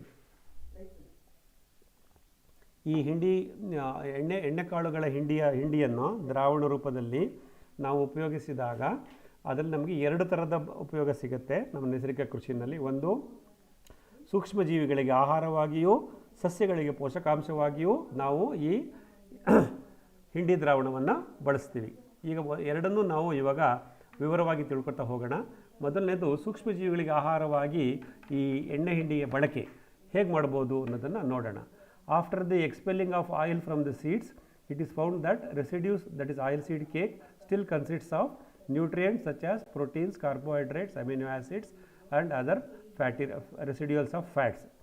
So ನಾವು ಗಾಣದಿಂದ ಎಣ್ಣೆ ತೆಗೆದಂಥ ಹಿಂಡಿಯಲ್ಲಿ ಸಾಕಷ್ಟು ಪೋಷಕ ತತ್ವಗಳು, proteins, ಶರ್ಕರ ಪಿಷ್ಟಗಳು, amino ಆ್ಯಸಿಡ್ಗಳು ಮತ್ತು ಜಿಡ್ಡಿನ ಅಂಶಗಳು, ಈ ರೀತಿ ಆಮೇಲೆ ನಿಮ್ಮ ಟ್ರೇಸ್ ಎಲಿಮೆಂಟ್ಸ್ ಅಂತ ಹೇಳ್ತೀವಿ, ಎಲ್ಲವೂ ಸಹ ಆ ಹಿಂಡಿಯಲ್ಲಿರೋದನ್ನು ನಾವು ಗಮನಿಸ್ಬೋದು ಮತ್ತು ಅದನ್ನು ವೈಜ್ಞಾನಿಕವಾಗಿ ಸಹ ಪರೀಕ್ಷೆ ಮಾಡಿದ್ದಾರೆ. ಹಾಗಾಗಿ ಎಣ್ಣೆಗಾಣದಿಂದ ಬಂದಂಥ ಹಿಂಡಿ ಒಂದು ಉಪ ಉತ್ಪನ್ನ, ಆದರೆ ಅದರಲ್ಲಿ ಸಾಕಷ್ಟು ಪೋಷಕಾಂಶಗಳು ಇರುತ್ತೆ. ಆ ಎಣ್ಣೆ ಬೀಜದಲ್ಲಿ ನಾವು ಎಣ್ಣೆ ಮಾತ್ರ ತೆಕ್ಕೊಂಡಿರ್ತೀವಿ, ಉಳಿದಿದ್ದಂಥ ಪೋಷಕಾಂಶಗಳು ಹಾಗೆ ಇರುತ್ತೆ ಅನ್ನೋದನ್ನು ನೀವು ಗಮನಿಸ್ಬೋದು. These are all the sources of nutrition for animals and soil organisms including beneficiary soil microbes. So when we use these oil seeds cakes with all these nutrients become nutrition for our animals and plants, and also it is a food for soil organisms including beneficiary soil microbes. So you are going to feed the various soil organisms also and the microbes as well. ಈ ಉಳಿಕೆ ಪೋಷಕಾಂಶಗಳು ನಮ್ಮ ಕೃಷಿಯಲ್ಲಿ ಉಪಕಾರಿ ಮಣ್ಣು ಜೀವಿಗಳಿಗೆ ಮತ್ತು ಸೂಕ್ಷ್ಮ ಜೀವಿಗಳಿಗೆ ಆಹಾರವಾಗಿ ಬಳಸಲ್ಪಡುತ್ತವೆ. ಯಾವಾಗ ನಾವು ಈ ಹಿಂಡಿಯನ್ನು ದ್ರಾವಣ ಮಾಡಿ ನಮ್ಮ ಮಣ್ಣಿಗೆ ಸೇರಿಸ್ತಾ ಬಂದಾಗ. Thus, the application of such oil seed cakes as an organic input to the soil will feed both the soil organisms and the beneficiary soil microbes, helping their growth and performance. So, now when we apply this oil seed cake into our soil, there are different types of soil organisms and the beneficiary microbes. All these things will get fed by these nutritions available on the oil seed cakes, and they start performing better. They multiply and they die and they create what is called organic carbon on the soil. ಈ ಉಳಿಕೆಯಿಂದ ಉತ್ಕೃಷ್ಟ ಸಾವಯವ ಒಳಸುರಿ ತಯಾರಿಸಿ ಮಣ್ಣಿಗೆ ಸೇರಿಸುವುದರಿಂದ ನಮ್ಮ ಮಣ್ಣು ಜೀವಿಗಳು ಮತ್ತು ಸೂಕ್ಷ್ಮ ಜೀವಿಗಳಿಗೆ ನಾವು ಆಹಾರ ಕೊಡ್ತೀವಿ. ಇದರಿಂದ ಆ ಜೀವಿಗಳು ಏನು ಮಾಡ್ತವೆ, ತಮ್ಮ ಕಾರ್ಯಚಟುವಟಿಕೆಯನ್ನು ಹೆಚ್ಚು ಮಾಡಿ ತಮ್ಮ ಸಂತಾನವನ್ನು ಅಭಿವೃದ್ಧಿ ಮಾಡಿಕೊಂಡು ನಮ್ಮ ಮುಖ್ಯ ಬೆಳೆಯ ಬೆಳವಣಿಗೆಗೆ ಸಹಾಯ ಮಾಡ್ತವೆ. ಹಾಗಾಗಿ ನಾವು ಈ ಹಿಂಡಿ ದ್ರಾವಣವನ್ನು ಅಥವಾ ಹಿಂಡಿಯನ್ನು ನಮ್ಮ ಮಣ್ಣಿಗೆ ಸೇರಿಸೋದು ಬಹಳ ಮುಖ್ಯ ಆಗುತ್ತೆ. As we already aware, the effective and sustainable natural farming practices is not to inoculate the beneficiary soil microbes every time. Don't feed the soil with microbes, but feed these microbes with quality and abundant food for them, such that they multiply and perform in managing the humus in the topsoil. So, generally what we do in the organic farming practices, every time we prepare some kind of an organic liquid that will have both microbes and plant nutrient, and we keep applying them every time frequently. But the fact of the matter is, we don't have to add microbes every time. That's why I said don't feed the microbes to the soil, but feed the microbes which are already there in the soil, provide the mulching such that they can perform. So, need of the hour is not inoculating the microbes every time. The need of the hour is to provide food for the existing microbes, provide shelter and moisture for them. ನಾವು ಈಗಾಗಲೇ ಅರಿತಿರುವಂತೆ ಮಣ್ಣಿನ ಗುಣಮಟ್ಟದ ನಿರ್ವಹಣೆಯಲ್ಲಿ ಪ್ರತಿ ಸಲ ಮಣ್ಣಿಗೆ ಸೂಕ್ಷ್ಮಜೀವಿಗಳನ್ನು ಸೇರಿಸುವ ಅವಶ್ಯಕತೆ ಇಲ್ಲ, ಬೇಕಾಗಲ್ಲ. ಇರೋ ಸೂಕ್ಷ್ಮಜೀವಿಗಳಿಗೆ ನಾವು ಉತ್ಕೃಷ್ಟವಾದ ಸಾವಯವ ದ್ರವಗಳನ್ನು ಉಪಯೋಗಿಸಿ ಒಂದು ಆಹಾರವನ್ನು ಮಾಡಿಕೊಡೋದು, ಅಂದರೆ ನಾವು ಹಿಂಡಿ ದ್ರಾವಣ ಮಾಡ್ತೀವಲ್ಲ, ಈ ರೀತಿ ಮಾಡೋದ್ರಿಂದ ಸೂಕ್ಷ್ಮಜೀವಿಗಳ ಕಾರ್ಯಚಟುವಟಿಕೆ ಚೆನ್ನಾಗಾಗುತ್ತೆ, ನಮಗೆ ಉತ್ತಮ ಇಳುವರಿಯನ್ನು ನಾವು ಫಸಲನ್ನು ಪಡಿಬೋದಾಗಿದೆ. ಇದನ್ನು ನಾವು ನೆನಪಿಟ್ಕೋಬೇಕಾಗತ್ತೆ. ಈಗ ಮತ್ತೆ ಇನ್ನೊಂದು ಹಿಂಡಿ ದ್ರಾವಣದ ಸಸ್ಯ ಪೋಷಕಾಂಶಗಳು, ಹಿಂಡಿ ದ್ರಾವಣದಿಂದ ಯಾವ ರೀತಿ ಸಸ್ಯ ಪೋಷಕಾಂಶಗಳು ಸಿಗುತ್ತೆ, ಅದನ್ನು ಹೇಗೆ ಬಳಸ್ಕೊಳ್ತೇವೆ ಅನ್ನೋದನ್ನು ನೋಡ್ತಾ ಹೋಗೋಣ. The second fork is the benefit of using oil seed cake in our natural farming practices. They also provide nutrition for plants in addition to food for microbes. Now in this slide we will understand what are the plant nutrients the oil seed cakes will bring in and how those nutrients will be fed to our plants. It is found that the oil seed cakes available as a byproduct from the expelling industry have sufficient and appropriate plant nutrients. As I said, we have only extracted the oil, rest of the plant nutrients are remain intact on the oil seed cakes. That should be recycled back to the topsoil in the farmland. We have to recycle it back, means we have to bring those oil seed cakes and add to our topsoil. ವಿವಿಧ ಎಣ್ಣೆಕಾಳು ಹಿಂಡಿಗಳಲ್ಲಿ ಸಾಕಷ್ಟು ಲಬ್ಧ ಸಸ್ಯ ಪೋಷಕಾಂಶಗಳು ಇರುವುದರಿಂದ ಅವುಗಳನ್ನು ಪುನರ್ಬಳಕೆ ಮಾಡಬೇಕಾಗತ್ತೆ. ಏನು ಪುನರ್ಬಳಕೆ ಮಾಡೋದು ಅಂದರೆ, ಅವುಗಳನ್ನು ಹಿಂಡಿಯನ್ನು ತಗೊಂಬಂದು ನಮ್ಮ ಕೃಷಿಯ ಮೇಲ್ಮಣ್ಣಿಗೆ ಸೇರಿಸಬೇಕಾಗತ್ತೆ. ಸೇರಿಸೋದ್ರಿಂದ ಆ ಎಣ್ಣೆ ಬೀಜದ ಹಿಂಡಿಗಳಿರ್ತಕ್ಕಂಥ ಸಸ್ಯ ಪೋಷಕಾಂಶಗಳು ನಮ್ಮ ಬೆಳೆಯ ಬೇರು ವಲಯಕ್ಕೆ ಸೇರಿಸಲ್ಪಡುತ್ತದೆ. ಹೇಗಾಗುತ್ತೆ ನೋಡೋಣ. The application of the soil seed cake as an organic input in the farming practices will ensure essential and required plant nutrients, thus increase productivity and reduce our input cost. So, when we apply these oil seed cakes as a organic manure or a input to the plant nutrient, so it will bring in all the essential plant nutrients including the trace elements and minerals, and that will be fed to the roots of the plants by microbes. Thereby there is a reduced input cost. How can I say it is reduced input cost? Because oil seed cakes are inexpensive source of organic input compared to any other sources. Hence it is have a reduced input cost. ಈ ರೀತಿ ಎಣ್ಣೆ ಬೀಜಗಳ ಪುನರ್ಬಳಕೆಯಿಂದ ನಮ್ಮ ಬೆಳೆಗೆ ಬೇಕಾದಂಥ ಸಸ್ಯ ಪೋಷಕಾಂಶಗಳನ್ನು ಕಡಿಮೆ ಒಳಸುರಿ ವೆಚ್ಚದಲ್ಲಿ ರೆಡ್ಯೂಸ್ಡ್ ಇನ್ಪುಟ್ ಕಾಸ್ಟ್ ನಾವು ಪೂರೈಸ್ಬೋದು. ಇದರಿಂದ ನಮ್ಮ ಉತ್ಪಾದನಾ ವೆಚ್ಚ ಪ್ರೊಡಕ್ಷನ್ ಕಾಸ್ಟ್ ಕಡಿಮೆ ಆಗುತ್ತೆ, ನಮ್ಮ ಕೃಷಿ ಲಾಭದಾಯಕವಾಗುತ್ತೆ. Profitability we can see. The oil seed cakes do have concentration of plant nutrients in high density as compare to the percentage of plant nutrient in a dung manure or a farmyard manure or a digested compost. ನಾವು ಕೊಟ್ಟಿಗೆ ಗೊಬ್ಬರ, ಆಡು ಕುರಿ ಗೊಬ್ಬರ, ಈ ಥರ ಗೊಬ್ಬರಗಳಲ್ಲಿ ಕೊಟ್ಟಿಗೆ ಗೊಬ್ಬರದಲ್ಲಿ ಅಥವಾ ಫಾರ್ಮ್ಯಾಡ್ ಮೆನ್ಯೂರ್ ಅಂತ ಹೇಳ್ತೀವಿ, ಅಥವಾ ನಾವೇ ತಯಾರು ಮಾಡಿದಂಥ ಎರೆಹುಳು ಗೊಬ್ಬರ ಅಥವಾ ಕಾಂಪೋಸ್ಟ್ನಲ್ಲಿ ಸಾವಯವ ಗೊಬ್ಬರದಲ್ಲಿ ಸಾಂದ್ರತೆ, ಈ ಸಸ್ಯ ಪೋಷಕಾಂಶಗಳ ಸಾಂದ್ರತೆ ಕಡಿಮೆ ಇರುತ್ತೆ. ಅಂದರೆ 1 ಟನ್ನು ಸಾವಯವ ಗೊಬ್ಬರದಲ್ಲಿ ಎಷ್ಟು ಗ್ರಾಮು ಅಥವಾ ಎಷ್ಟು ಕೆ ಜಿ ಸಸ್ಯ ಪೋಷಕಾಂಶಗಳಿರುತ್ತೆ ಅನ್ನೋದನ್ನು ನಾವು ಗಮನಿಸಿದಾಗ ಆ ಸಾಂದ್ರತೆ, ಆ ಡೆನ್ಸಿಟಿ ಈ ಸಾವಯವ ಗೊಬ್ಬರದಲ್ಲಿ ಕಡಿಮೆ ಇರುತ್ತೆ. ಆದರೆ ನಮ್ಮ ಎಣ್ಣೆ ಬೀಜದ ಹಿಂಡಿಗಳಲ್ಲಿ ಅದರ ಸಾಂದ್ರತೆ ಜಾಸ್ತಿ ಇರುತ್ತೆ. ಅಂದರೆ 1 ಕೆ ಜಿ ನೀವು ಬೇವಿನ ಹಿಂಡಿ ತಂದಾಗ ಅದರಲ್ಲಿ ಸಾಕಷ್ಟು ಸಸ್ಯ ಪೋಷಕಾಂಶಗಳಿರುತ್ತೆ. ಅಷ್ಟು ಪೋಷಕಾಂಶಗಳು ಬೇಕು ಅಂದರೆ ನೀವು 50 ಕೆ ಜಿದೋ 100 ಕೆ ಜಿನೋ ಕೊಟ್ಟಿಗೆ ಗೊಬ್ಬರನೋ ಅಥವಾ ಸಾವಯವ ಗೊಬ್ಬರನೋ ತಂದಾಕಬೇಕಾಗತ್ತೆ ಅನ್ನೋ ಒಂದು ಅರ್ಥದಲ್ಲಿ ಇದನ್ನು ನಾವು ನೋಡಬೇಕಾಗತ್ತೆ. Concentration of plant nutrient in the oil seed cakes, this we have to remember. ಅಂದರೆ ಕಡಿಮೆ ಪ್ರಮಾಣದಲ್ಲಿ ಕೊಟ್ಟರೂ ಸಾಕಷ್ಟು ಪೋಷಕಾಂಶಗಳನ್ನು ನಾವು ನಮ್ಮ ಸಸ್ಯಗಳಿಗೆ ಕೊಡ್ಬೋದಾಗತ್ತೆ ಇದರಿಂದ, ನಮ್ಮ ಎಣ್ಣೆ ಬೀಜದ ಹಿಂಡಿಗಳನ್ನು ಬಳಸೋದ್ರಿಂದ. One can find practices of mixing various oil seed cakes, mainly neem cake etc., while preparing the compost or enrichment of digested manure before field applications. Friends, we have also seen we buy the farmed manure from outside, or if we have our own livestock, we produce the farmed manure and we don't apply that FIM directly. So there is a practices where farmers will buy this neem cake mainly, or any oil seed cakes, and they mix that neem cake or oil seed cake into their dung manure or a compost or a vermicompost, and then they will apply to their crops. This we have seen. That means you are adding the oil seed cake like neem cake into your existing farmed manure. ಈಗಾಗಲೇ ಎಣ್ಣೆಕಾಳು ಹಿಂಡಿಯನ್ನು ಕೊಟ್ಟಿಗೆ ಗೊಬ್ಬರದ ಉತ್ಕೃಷ್ಟಗೊಳಿಸುವಿಕೆ ಅಂತ ಕರಿತೀವಿ. ಯಾಕಂದರೆ ಕೊಟ್ಟಿಗೆ ಗೊಬ್ಬರದಲ್ಲಿ already ಹೇಳ್ದಂಗೆ ಎಲ್ಲ ಪೋಷಕಾಂಶಗಳು ಇರಲ್ಲ, ಇದ್ದರೂ ಅದರ ಸಾಂದ್ರತೆ ಕಡಿಮೆ ಇರುತ್ತೆ. ಆ ಸಾಂದ್ರತೆಯನ್ನು ಜಾಸ್ತಿ ಮಾಡಲಿಕ್ಕೆ ನಾವು ಕೊಟ್ಟಿಗೆ ಗೊಬ್ಬರಕ್ಕೆ ಬೇವಿನ ಹಿಂಡಿಯ ಥರದ ವಿವಿಧ ಹಿಂಡಿಗಳನ್ನು ಸೇರಿಸ್ತಾ ಇರೋದನ್ನು ನೀವು ಗಮನಿಸಿದ್ದೀರಾ, ನೀವು ಮಾಡಿರ್ಬೋದು, ನಾವು ಮಾಡ್ತಾ ಇದ್ದೆ ಪ್ರಾರಂಭದಲ್ಲಿ. ಅವೆಲ್ಲವನ್ನು ನಾವು ಸಾವಯವ ಕೃಷಿನಲ್ಲಿ ಮಾಡ್ತಿರ್ತೀವಿ. Efforts were also made by some practices to apply only the oil seed cake or a neem cake directly to the basin of the plant without mixing with the farmed manure or a vermicompost as an organic matter to the topsoil. Sometimes many farmers have a practice of using this oil seed cake, that is neem cake etc., and use that itself as a manure. They just straight away go and apply this to the basin of their plants. So that also we have seen in some examples. ಕೆಲವು ಸಂದರ್ಭಗಳಲ್ಲಿ ಮಿತ್ರರೇ ಈ ಎಣ್ಣೆ ಹಿಂಡಿಗಳನ್ನು ನೇರವಾಗಿ ಅದನ್ನೇ ಗೊಬ್ಬರವಾಗಿ ಸಾವಯವ ಗೊಬ್ಬರ ಥರ ನೇರವಾಗಿ ತಗೊಂಡೋಗಿ ಸಸ್ಯಗಳ ಬೇರು ವಲಯದಲ್ಲಿ ಅದನ್ನು ಹಾಕ್ಬಿಡ್ತಾರೆ. ಅದನ್ನು ನಾವು ಗಮನಿಸಿದ್ದೀವಿ. ಅಂದರೆ ಈ ಎಣ್ಣೆಕಾಳು ಹಿಂಡಿಗಳನ್ನು ಆಲ್ರೆಡಿ ನಾವು ಬೆಳೆಸ್ತಾ ಇದ್ದೀವಿ. ಅಂದರೆ ಕೊಟ್ಟಿಗೆ ಗೊಬ್ಬರ ಜೊತೆ ಮಿಶ್ರಣ ಮಾಡಿ ಆಗ್ಬೋದು, ಅಥವಾ ನೇರವಾಗಿ ಸಾವಯವ ಗೊಬ್ಬರದ ರೂಪದಲ್ಲಿ ಆಗಲಿ ನಮ್ಮ ಸಾವಯವ ಕೃಷಿನಲ್ಲಿ ನಮ್ಮ ಕೃಷಿಕ ಮಿತ್ರರು ಬಳಸ್ತಿರೋದನ್ನು ನಾವು ಗಮನಿಸಿದ್ದೀವಿ. ನೀವು ಎಲ್ಲರೂ ಕೇಳಿದ್ದೀರಾ ಅಂತ ಅನ್ಕೋತೀನಿ. The available oil seed cake from the expelling industry can be broadly classified into 2 categories. Already ಹೇಳಿದ್ದೀನಿ, edible oil and non edible oil ಅಂತ. ಸೊ ಮಾರುಕಟ್ಟೆಯಲ್ಲಿ ನಮಗೆ ಎಡಿಬಲ್ ಆಯಿಲು, ನಾನ್ ಎಡಿಬಲ್ ಆಯಿಲ್ ಕೇಕ್ಸ್ ಎರಡೂ ಸಿಗುತ್ತೆ. ಎಡಿಬಲ್ ಆಯಿಲ್ನ ನಾವು ಪಶುಗಳಿಗೆ ಆಹಾರವಾಗಿ ಬಳಸ್ತೀವಿ.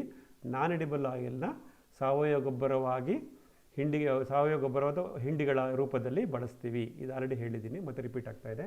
The edible oil seed cakes means that it can be fed to the livestock as a concentrate feeds to achieve better output.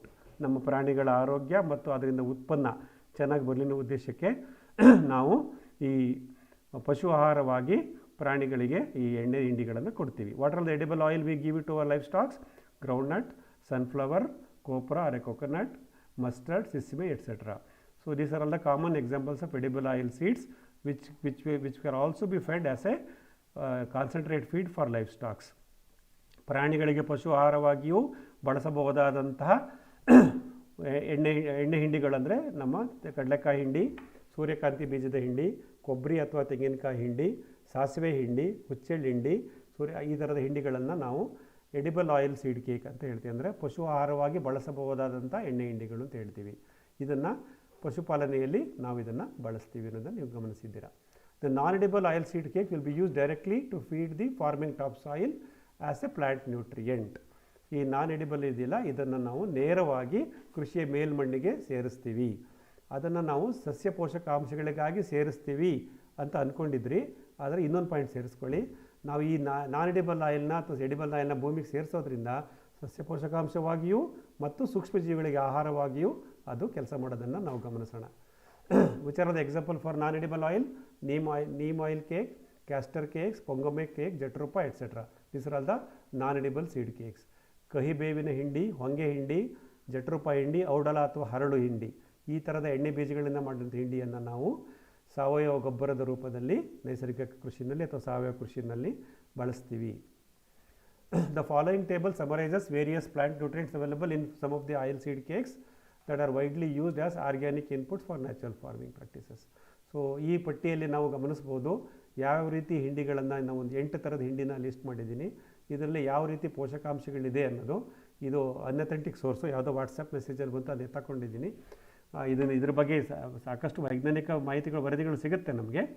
ಮುಖ್ಯವಾಗಿ ಇದರಲ್ಲಿ NPK ಬಗ್ಗೆ ಅವರು ಹೇಳಿದ್ದಾರೆ. ಆ NPK ಬಗ್ಗೆ ಗಮನಿಸಿದಾಗ ಯಾವ ರೀತಿ ಯಾವ ಹಿಂಡಿಗಳಲ್ಲಿ ಯಾವ ರೀತಿಯ ಪ್ರಧಾನ ಸಸ್ಯ ಪೋಷಕಾಂಶಗಳು NPKಗೆ ಪ್ರಧಾನ ಸಸ್ಯ ಪೋಷಕಾಂಶ ಪ್ರೈಮರಿ ಪ್ಲಾಂಟ್ ನ್ಯೂಟ್ರಿಯೆಂಟ್ ಅಂತ ಹೇಳ್ತಾರೆ, ಅವು ಎಷ್ಟು ಸಿಗುತ್ತವೆ ಅನ್ನೋದನ್ನು ಈ ಒಂದು ಪಟ್ಟಿಯಲ್ಲಿ ನಾನು ನಿಮ್ಮ ಗಮನಕ್ಕೆ ತರಕ್ಕೆ ಇಷ್ಟಪಡ್ತಾ ಇದ್ದೀನಿ. ಇದು ಅಕ್ಯುರೇಟ್ ಅಲ್ಲ, ಇದ್ರ ಸೋರ್ಸ್ ನನಗೆ ಗೊತ್ತಿಲ್ಲ, ಯಾವುದೋ ವಾಟ್ಸಪ್ಪಲ್ಲಿತ್ತು ತೆಗೆದುಹಾಕಿದ್ದೀರಿ.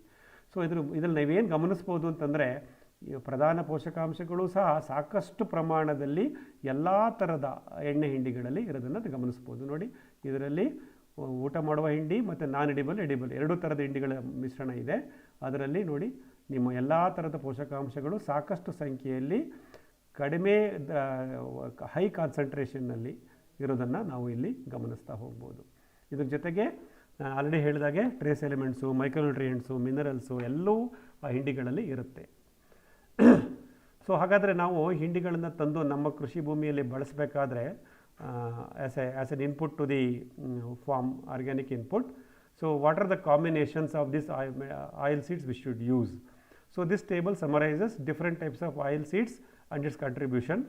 This formula I am using it from last 1 year at both my farms. In this table you can see about 70% is non-edible, neem, castor and pongome. Remaining 30% is edible, that is groundnut, coconut, sunflower, sesame, etc. So 70-30 formula I have used. So many times I get this combination, sometimes I may not get 1 or 2, but still, so we should aim to get these combinations. ನಾವು ಒಂದು 50 kg ಹಿಂಡಿನ ತಗೊಂಬಂದು ಹಿಂಡಿ ದ್ರಾವಣ ಮಾಡಿ ನಮ್ಮ ಮಣ್ಣಿಗೆ ಸೇರಿಸುವಾಗ ಈ ಒಂದು ಅನುಪಾತವನ್ನು ನಾನು ಹಾಕ್ಲಿಕ್ಕೆ ಇಷ್ಟಪಡ್ತೀನಿ, ಪ್ರಯತ್ನ ಮಾಡ್ತಾ ಇದ್ದೀನಿ ಕಳೆದ 1 ವರ್ಷದಿಂದ. ನೀವಿಲ್ಲಿ ಗಮನಿಸ್ಬೋದು 70% ನಮ್ಮ ಈ ನಾನ್ ಎಡಿಬಲ್ ಆಯಿಲ್ ಕೇಕ್ ಯಾವುದು ನಮ್ಮ ಬೇವು, ಹೊಂಗೆ ಮತ್ತು ಔಡಲ ಇವು ಇರುತ್ತವೆ. ಇನ್ನು ಉಳಿದ 30% ನಮ್ಮ ಪಶುಹಾರವಾಗಿಯೂ ಬಳಸಬಹುದಾದಂಥ ಹಿಂಡಿಗಳನ್ನು ನಾವಿಲ್ಲಿ ಜೊತೆಯಾಗಿ ಮಿಶ್ರಣ ಮಾಡಿ, ಇದನ್ನು ಹಿಂಡಿ ಮಿಶ್ರಣ ಅಂತ ಕರಿತೀನಿ. ಈ ಮಿಶ್ರಣ ಮಾಡಿಕೊಂಡು ಈ ಮಿಶ್ರಣದಿಂದ ದ್ರಾವಣ ತಯಾರು ಮಾಡಿ ನಮ್ಮ ಗಿಡದ ಬುಡಕ್ಕೆ ಕೊಡುವಂಥ ಒಂದು ವ್ಯವಸ್ಥೆಯನ್ನು ನಾವು ಮಾಡ್ಕೋಬೇಕು. So benefits of oil seed cake application in the form of liquid organic manure. So ಈ ಹಿಂಡಿ ಬೀಜವನ್ನು ನಾವು ನೇರವಾಗಿ ಘನರೂಪದಲ್ಲಿ ಸಾವಯವ ಗೊಬ್ಬರ ಜೊತೆ ಸೇರಿಸೋದಾಗಲಿ ಗಿಡದ ಬುಡಕ್ಕೆ ಸುರಿಯೋದಾಗಲಿ ಮಾಡದಲೇ ಅದನ್ನು ಒಂದು ಸಾವಯವ ದ್ರಾವಣ ರೀತಿ, ಹಿಂಡಿ ದ್ರಾವಣದ ರೀತಿ ಮಾಡಿಕೊಂಡು ಗಿಡದ ಬುಡಕ್ಕೆ ಕೊಟ್ಟಾಗ ಏನು ಬೆನಿಫಿಟ್ಗಳು, ಉಪಯೋಗಗಳಾಗುತ್ತೆ. Instead of using the oil seed cakes in the solid format as mixing with the farmed manure or directly to the basin of the plant, we can convert into a liquid manure and then use it for our field application. So what are the merits, what are the benefits, advantages of using oil seed cake liquid manure instead of using it as a solid cake? That we will go to discuss in the next 2 slides. One can choose both the options of using available oil seed cake as an organic input in our farming practices. One is in the solid form as available from the oil industry, or as a liquid organic manure that we have to prepare in our farm by intermixing various oil seed cakes and a given proportion. The proportion I have already told you, 70:30. So when we decide to use oil seed cake in our farm as an organic input, inexpensive, effective, concentrated input, so we have an option to choose. So we can use it as a directly solid or as a liquid manure. ಕೃಷಿಯ ಸಾವಯವ ಬಳಸರಿಗಾಗಿ ವಿವಿಧ ಎಣ್ಣೆ ಬೀಜಗಳನ್ನು ಬಳಸಬಹುದಾಗಿದೆ. ಒಂದನ್ನು ನಾವು ನೇರವಾಗಿ ಘನರೂಪದಲ್ಲಿ ಗೊಬ್ಬರದ ಜೊತೆಯಲ್ಲಿ ಮಿಶ್ರಣ ಮಾಡಿಯೂ ಅಥವಾ ಸಮತೋಲಿತವಾದ ಮಿಶ್ರಣವನ್ನು ತಗೊಂಬಂದು ಒಂದು ಹಿಂಡಿ ದ್ರಾವಣವನ್ನು ತಯಾರಿಸಿ ಬಳಸುವುದು. ಈ ಎರಡೂ ಆಯ್ಕೆಗಳು ನಮ್ಮ ಮುಂದೆ ಇರುತ್ತೆ. The oil seed cakes in solid or a powder format can be mixed with dung manure or FIM while preparing a enriched compost, which I have already explained. You can use it. ಘನರೂಪದ ಹಿಂಡಿಯನ್ನು ಸಾವಯವ ಗೊಬ್ಬರ ಜೊತೆ ಸೇರಿಸಿ ನಾವು ಬಳಸ್ತಾ ಇರ್ತೀವಿ ಕೃಷಿನಲ್ಲಿ. ಇಲ್ಲಿ here approximately 4% of cake mixing is used. That means 40 kg of oil seed cake, that is neem, general they use neem cake. For every 1000 kg, 1 ton of dung manure was being used.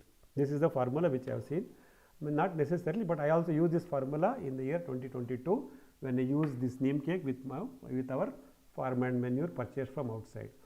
So ಒಂದು 4% ಅಂದರೆ ಪ್ರತಿ 1000 kg ಸಾವಯವ ಗೊಬ್ಬರಕ್ಕೆ ಸುಮಾರು ಒಂದು 40 kgಯಷ್ಟು ಘನರೂಪದ ಹಿಂಡಿ ಮಿಶ್ರಣವನ್ನು ಬಳಸಿರೋದನ್ನು ನಾವು ಗಮನಿಸ್ಬೋದು. ನಾವು ಸಹ ಅದನ್ನು ಮಾಡ್ತಾ ಇದ್ವಿ ಮುಂಚೆ. ನೀವು ಘನರೂಪದಲ್ಲೇ ಯೂಸ್ ಮಾಡ್ತೀವಿ ಅಂದಾಗ ಈ ಒಂದು ಫಾರ್ಮುಲಾ ಪ್ರಕಾರ ಯೂಸ್ ಮಾಡ್ಬೋದು. The mixing of oil seed cakes powder to the compost means extended intervention and may not be uniform or available to the plants. So what is the limitation of doing this? When you do this oil seed cake mixed to the manure, so it is extended intervention, means it requires more labor. First you have to get the farmland manure, you have to get the oil seed cakes, then you have to mix them thoroughly. It is extended intervention means you need more labor. It's an additional process and may not ensure uniformity while mixing. It may not be, I said 40 kg for 1000 kg, so that mixing may not be uniform. And when we apply that mixed farmland manure mixed with oil seed cake into the basin of the plant, it may not be available uniformly. So there are subjective. ಈ ರೀತಿ ಮಿಶ್ರಣ ತಯಾರಿಕೆ ಮಾಡುವಾಗ ಹಿಂಡಿ ಮಿಶ್ರಣದ ಅನುಪಾತ ಮತ್ತು ಅದರ ಗಿಡದ ಬುಡದಲ್ಲಿ ಅದರ ಲಭ್ಯತೆ ನಮಗೆ ಒಂದು ರೀತಿ ಅನುಮಾನವನ್ನು ಹುಟ್ಟಿಸುತ್ತೆ. ಅಂದರೆ ಅದು ನಾವು ಅಚೀವ್ ಮಾಡಲಿಕ್ಕೆ ಸಾಧ್ಯ ಆಗುತ್ತಾ ಅನ್ನೋದು ಒಂದು ಅನುಮಾನ ನಮ್ಮ ಮೈಂಡಲ್ಲಿರುತ್ತೆ. Also presence of some of the oil seed cakes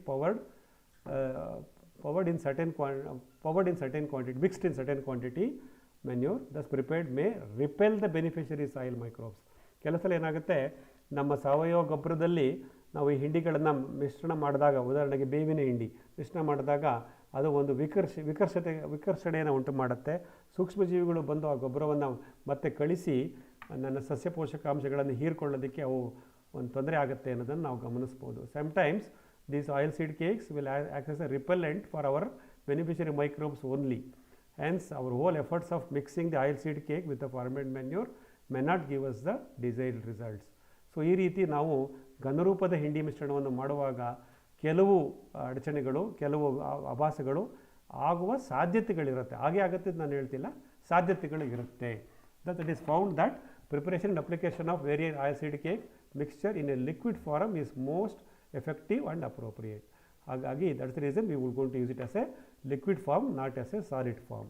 so ಈ ವಿವಿಧ ಹಿಂಡಿ ಮಿಶ್ರಣವನ್ನು ನಾವು ದ್ರವ ರೂಪದಲ್ಲಿ ಬದಲಾಯಿಸಿ ಅದನ್ನು ಬೇರು ವಲಯದಲ್ಲಿ ಸುರಿಯುವುದರಿಂದ, ಬೇಸನ್ ಡ್ರೆಂಚಿಂಗ್ ಸುರಿಯುವುದರಿಂದ ಉತ್ತಮವಾದ ಪರಿಣಾಮವನ್ನು ಮತ್ತು ಫಲಿತಾಂಶವನ್ನು ನಾವು ಪಡೆಯಬಹುದಾಗಿದೆ. ಹಾಗಾಗಿ ಲಿಕ್ವಿಡ್ ಮೆನ್ಯೂರ್ ಮಾಡೋದು ಒಳ್ಳೆಯದು. ಈ ಲಿಕ್ವಿಡ್ ಮೆನ್ಯೂರ್ ಮಾಡುವಾಗ ಇನ್ನೊಂದು ಬೆನಿಫಿಟ್ ಇದೆ. The other benefit of liquid manure preparation using oil seed cake is it is decentralised and doesn't require any internal logistics or interventions or a labour. So ನಾವು ಘನರೂಪದಲ್ಲಿ ಉಪಯೋಗಿಸುವಾಗ ಕೊಟ್ಟಿಗೆ ಗೊಬ್ಬರಕ್ಕೆ ಅಥವಾ ವರ್ಮಿ ಕಂಪೋಸ್ಟ್ ಎರೆಹುಳ ಘಟಕದಲ್ಲಿ ಅದನ್ನು ತೊಗೊಂಡೋಗಿ ಮಿಕ್ಸ್ ಮಾಡಿ ಮತ್ತೆ ತಗೊಂಬಂದು ಗಿಡಗಳಿಗೆ ಹಾಕ್ತೀವಿ. ಆದರೆ ಇದನ್ನು ಹಿಂಡಿ ದ್ರಾವಣ ಮಾಡುವಾಗ ನಾವು ಎಲ್ಲಿ ಯಾವ ಗಿಡಗಳಿಗೆ ಅಪ್ಲೈ ಮಾಡಬೇಕೋ ಅಲ್ಲೇ ಈ ದ್ರಾವಣವನ್ನು ತಯಾರು ಮಾಡಿ ಅಲ್ಲೇ ಮಾಡೋದ್ರಿಂದ ಇದು ಒಂದು ವಿಕೇಂದ್ರೀಕೃತ ವ್ಯವಸ್ಥೆ, ಡಿಸೆಂಟ್ರಲೈಸ್ಡ್ ಮೆಥಡ್ ಅಂತ ಹೇಳ್ತೀವಿ. ಮತ್ತು ಇದನ್ನು ಮಾಡೋದ್ರಿಂದ ನಮಗೆ ಒಳ ಸಾಗಾಣಿಕಾ ವೆಚ್ಚ ಮತ್ತು ಕೃಷಿ ಕಾರ್ಮಿಕರ ಅವಲಂಬನೆ ಅಷ್ಟರ ಮಟ್ಟಿಗೆ ಕಮ್ಮಿ ಆಗುತ್ತೆ ಅನ್ನೋದನ್ನು ನಾವು ಗಮನಿಸ್ಬೋದು. We prepare the liquid manure using oil seed cake and the target area, target crop zone itself. Thereby it reduces the internal logistics and the extended labor requirements. So one can plan and process this liquid manure preparation and application near the crop zone area itself. Thereby we can reduce the dependencies. ಈ ರೀತಿ ನಾವು ನಮ್ಮ ಬೆಳೆ ಪ್ರದೇಶದಲ್ಲಿ ಹಿಂಡಿ ದ್ರಾವಣವನ್ನು ತಯಾರಿಸಿ ಅವುಗಳನ್ನು ನಿರ್ದಿಷ್ಟವಾದ ಬೇರು ವಲಯದಲ್ಲಿ ನೇರವಾಗಿ ಸೇರಿಸಬಹುದಾಗಿದೆ. Basin drenching to the target area. This will reduce the internal logistics, which I already told you, and it makes it a centralized system versus decentralized system. So liquid ದ್ರಾವಣ ಮಾಡೋದ್ರಿಂದ ನಾವು ಅದನ್ನು ವಿಕೇಂದ್ರೀಕೃತ ವ್ಯವಸ್ಥೆಯಲ್ಲಿ ಮಾಡೋದ್ರಿಂದ ನಮ್ಮ ಸಮಯ ಮತ್ತು ಶ್ರಮ ಎರಡೂ ಉಳಿತಾಯ ಆಗುತ್ತೆ. ಹಾಗಾದರೆ ಇದರ ಎಕನಾಮಿಕ್ಸ್ ಏನು, ಖರ್ಚು ವೆಚ್ಚಗಳು ಹೇಗಾಗುತ್ತೆ ಅನ್ನೋದನ್ನು ಬೇಗ ಗಮನಿಸ್ಬಿಡೋಣ. ಒಂದು 200 ಲೀಟ್ರು ಸಾವಯವ ಹಿಂಡಿ ದ್ರಾವಣವನ್ನು ತಯಾರು ಮಾಡ್ಕೊಳ್ಳೋಕ್ಕೆ, in order to prepare 200 litres of oil seed cake liquid manure. So what is the cost? Approximately let us use 5 kg of mixed oil seed cake powder for 200 litres liquid preparation. 5 kg ಹಿಂಡಿ ಮಿಶ್ರಣವನ್ನು ತೆಗೆದುಕೊಂಡು 200 litre ಡ್ರಮ್ನಲ್ಲಿ ಹಾಕಿ ನಾವು ಹಿಂಡಿ ದ್ರಾವಣವನ್ನು ತಯಾರು ಮಾಡ್ಕೊಳ್ಳೋಣ. ಹಾಗಾಗಿ ನಾವು 1000 ಲೀಟ್ರ್ ತಯಾರು ಮಾಡ್ಕೊಳ್ಳೋಕ್ಕೆ ನಮಗೆ 5 ಇರಲಿ 25 kg ಹಿಂಡಿ ದ್ರಾವಣ ಬೇಕು.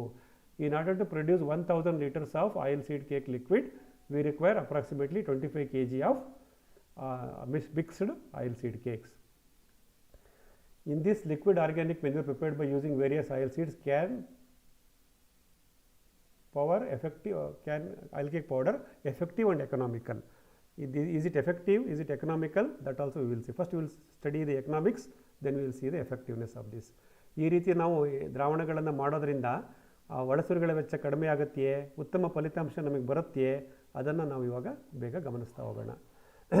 When the combination of both edible and non-edible seed cakes are purchased at an average market price, whatever is available today, one can achieve the input cost efficiency of approximately 1 rupee 33 paisa per liter of liquid organic manure prepared. So based on today's market conditions, we can prepare the oil seed cake liquid manure at a cost of 1 rupee 33 paise. ಇಂದಿನ ಮಾರುಕಟ್ಟೆ ಸರಾಸರಿ ದರದಲ್ಲಿ ನಾವು ಎರಡೂ ಥರದ ಹಿಂಡಿಗಳನ್ನು ತಂದು ಮಿಶ್ರಣ ಮಾಡಿ ನಾವು ಹಿಂಡಿ ದ್ರಾವಣದ ಉತ್ಪಾದನೆ ಮಾಡಿದಾಗ ನಮ್ಮ ತೋಟದಲ್ಲಿ ನಮ್ಮ 1 ಲೀಟರ್ ಹಿಂಡಿ ದ್ರಾವಣದ ಉತ್ಪಾದನಾ ವೆಚ್ಚ 1 ರೂಪಾಯಿ 30 ಪೈಸೆ ಆಗುತ್ತೆ. ಇದು ಹೇಗಾಗುತ್ತೆ ಅಂತ ನಾನು ಇಲ್ಲಿ ಕೆಳಗಡೆ ಹೇಳಿದ್ದೀನಿ. With an average cost of about 50 kg mixed oil seed cake powder at 30 rupees per kg. So assuming that 30 rupees per kg is the average cost and we buy about 50 kg, that means at 50 kg we can produce 10 times of 200 liters, that is 2000 liters, and for 50 kg our investment is 1500 rupees, that is 2000 rupees of oil seed cake liquid can be prepared by investing 1500 rupees. That become 1 rupee 33 paise. ನಾವು 30 ರೂಪಾಯಿ ಪ್ರತಿ K G ಥರ ಒಂದು 50 kg 1500 ರೂಪಾಯಿ ಕೊಟ್ಟು 50 kg ಹಿಂಡಿ ತೊಗೊಂಬಂದರೆ 2000 litre 200 litre into 10 2000 ಲೀಟ್ರಷ್ಟು ಹಿಂಡಿ ದ್ರಾವಣ ತಯಾರು ಮಾಡ್ಕೊಳ್ತೀವಿ. ಹಾಗಾಗಿ ನಮಗೆ 1 ಲೀಟರ್ ಉತ್ಪಾದನೆ ವೆಚ್ಚ 1 ರೂಪಾಯಿ 33 ಪೈಸೆ ಆಗೋದನ್ನು ನೀವು ಇಲ್ಲಿ ಗಮನಿಸ್ಬೋದು. It is economical. This means at 1.33 1 ರೂಪಾಯಿ 33 ಪೈಸೆ we can make our oil cake liquid organic manure. This will increase the overall productivity and revenue of the natural farming practices. This is a low cost organic input. ಈ ರೀತಿ ನಾವು ಕಡಿಮೆ ವೆಚ್ಚದಲ್ಲಿ ಉತ್ತಮ ಗುಣಮಟ್ಟವುಳ್ಳಂಥ ಮತ್ತು ಅಧಿಕ ಇಳುವರಿಯನ್ನು ಕೊಡ್ತಕ್ಕಂಥ ಒಂದು ನೈಸರ್ಗಿಕ ಕೃಷಿಯ ಒಳಸುರಿಯನ್ನು ನಾವು ತಯಾರು ಮಾಡ್ಕೋಬೋದು. Thus we use various oil seed cakes powder and a liquid organic manure in natural farming input application by it is most effective, economical and efficient. It is economical, 1 rupee 33 paise per liter. It is effective because it got concentration of plant nutrient compared to other form of organic manure, and it is efficient because it will be decentralized and being done at the crop zone area only.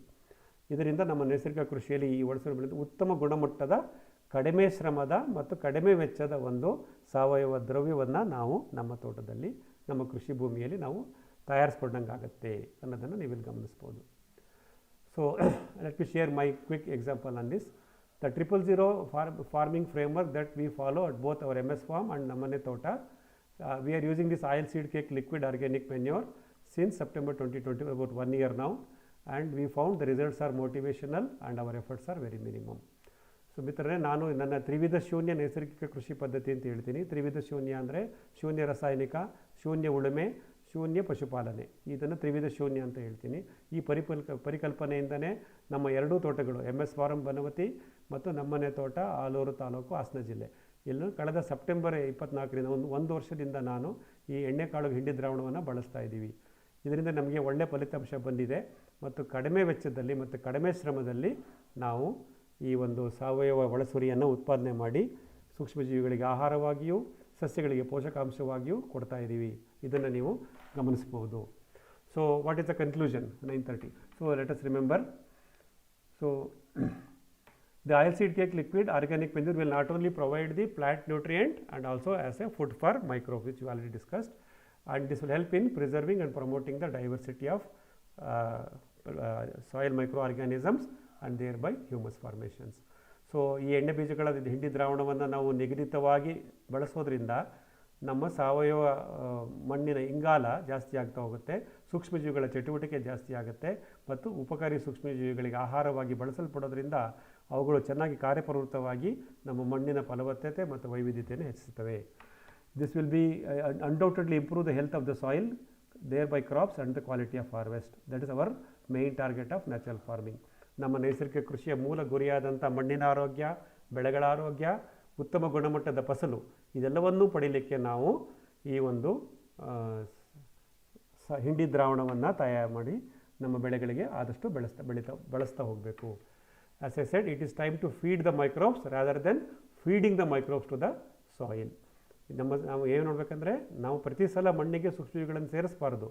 ಮಣ್ಣಲ್ಲಿರೋ ಸೂಕ್ಷ್ಮಜೀವಿಗಳಿಗೆ ಆಹಾರ ಮತ್ತು ಆಶ್ರಯ ಅಂದರೆ mulching and food in the form of oil seed cake liquid.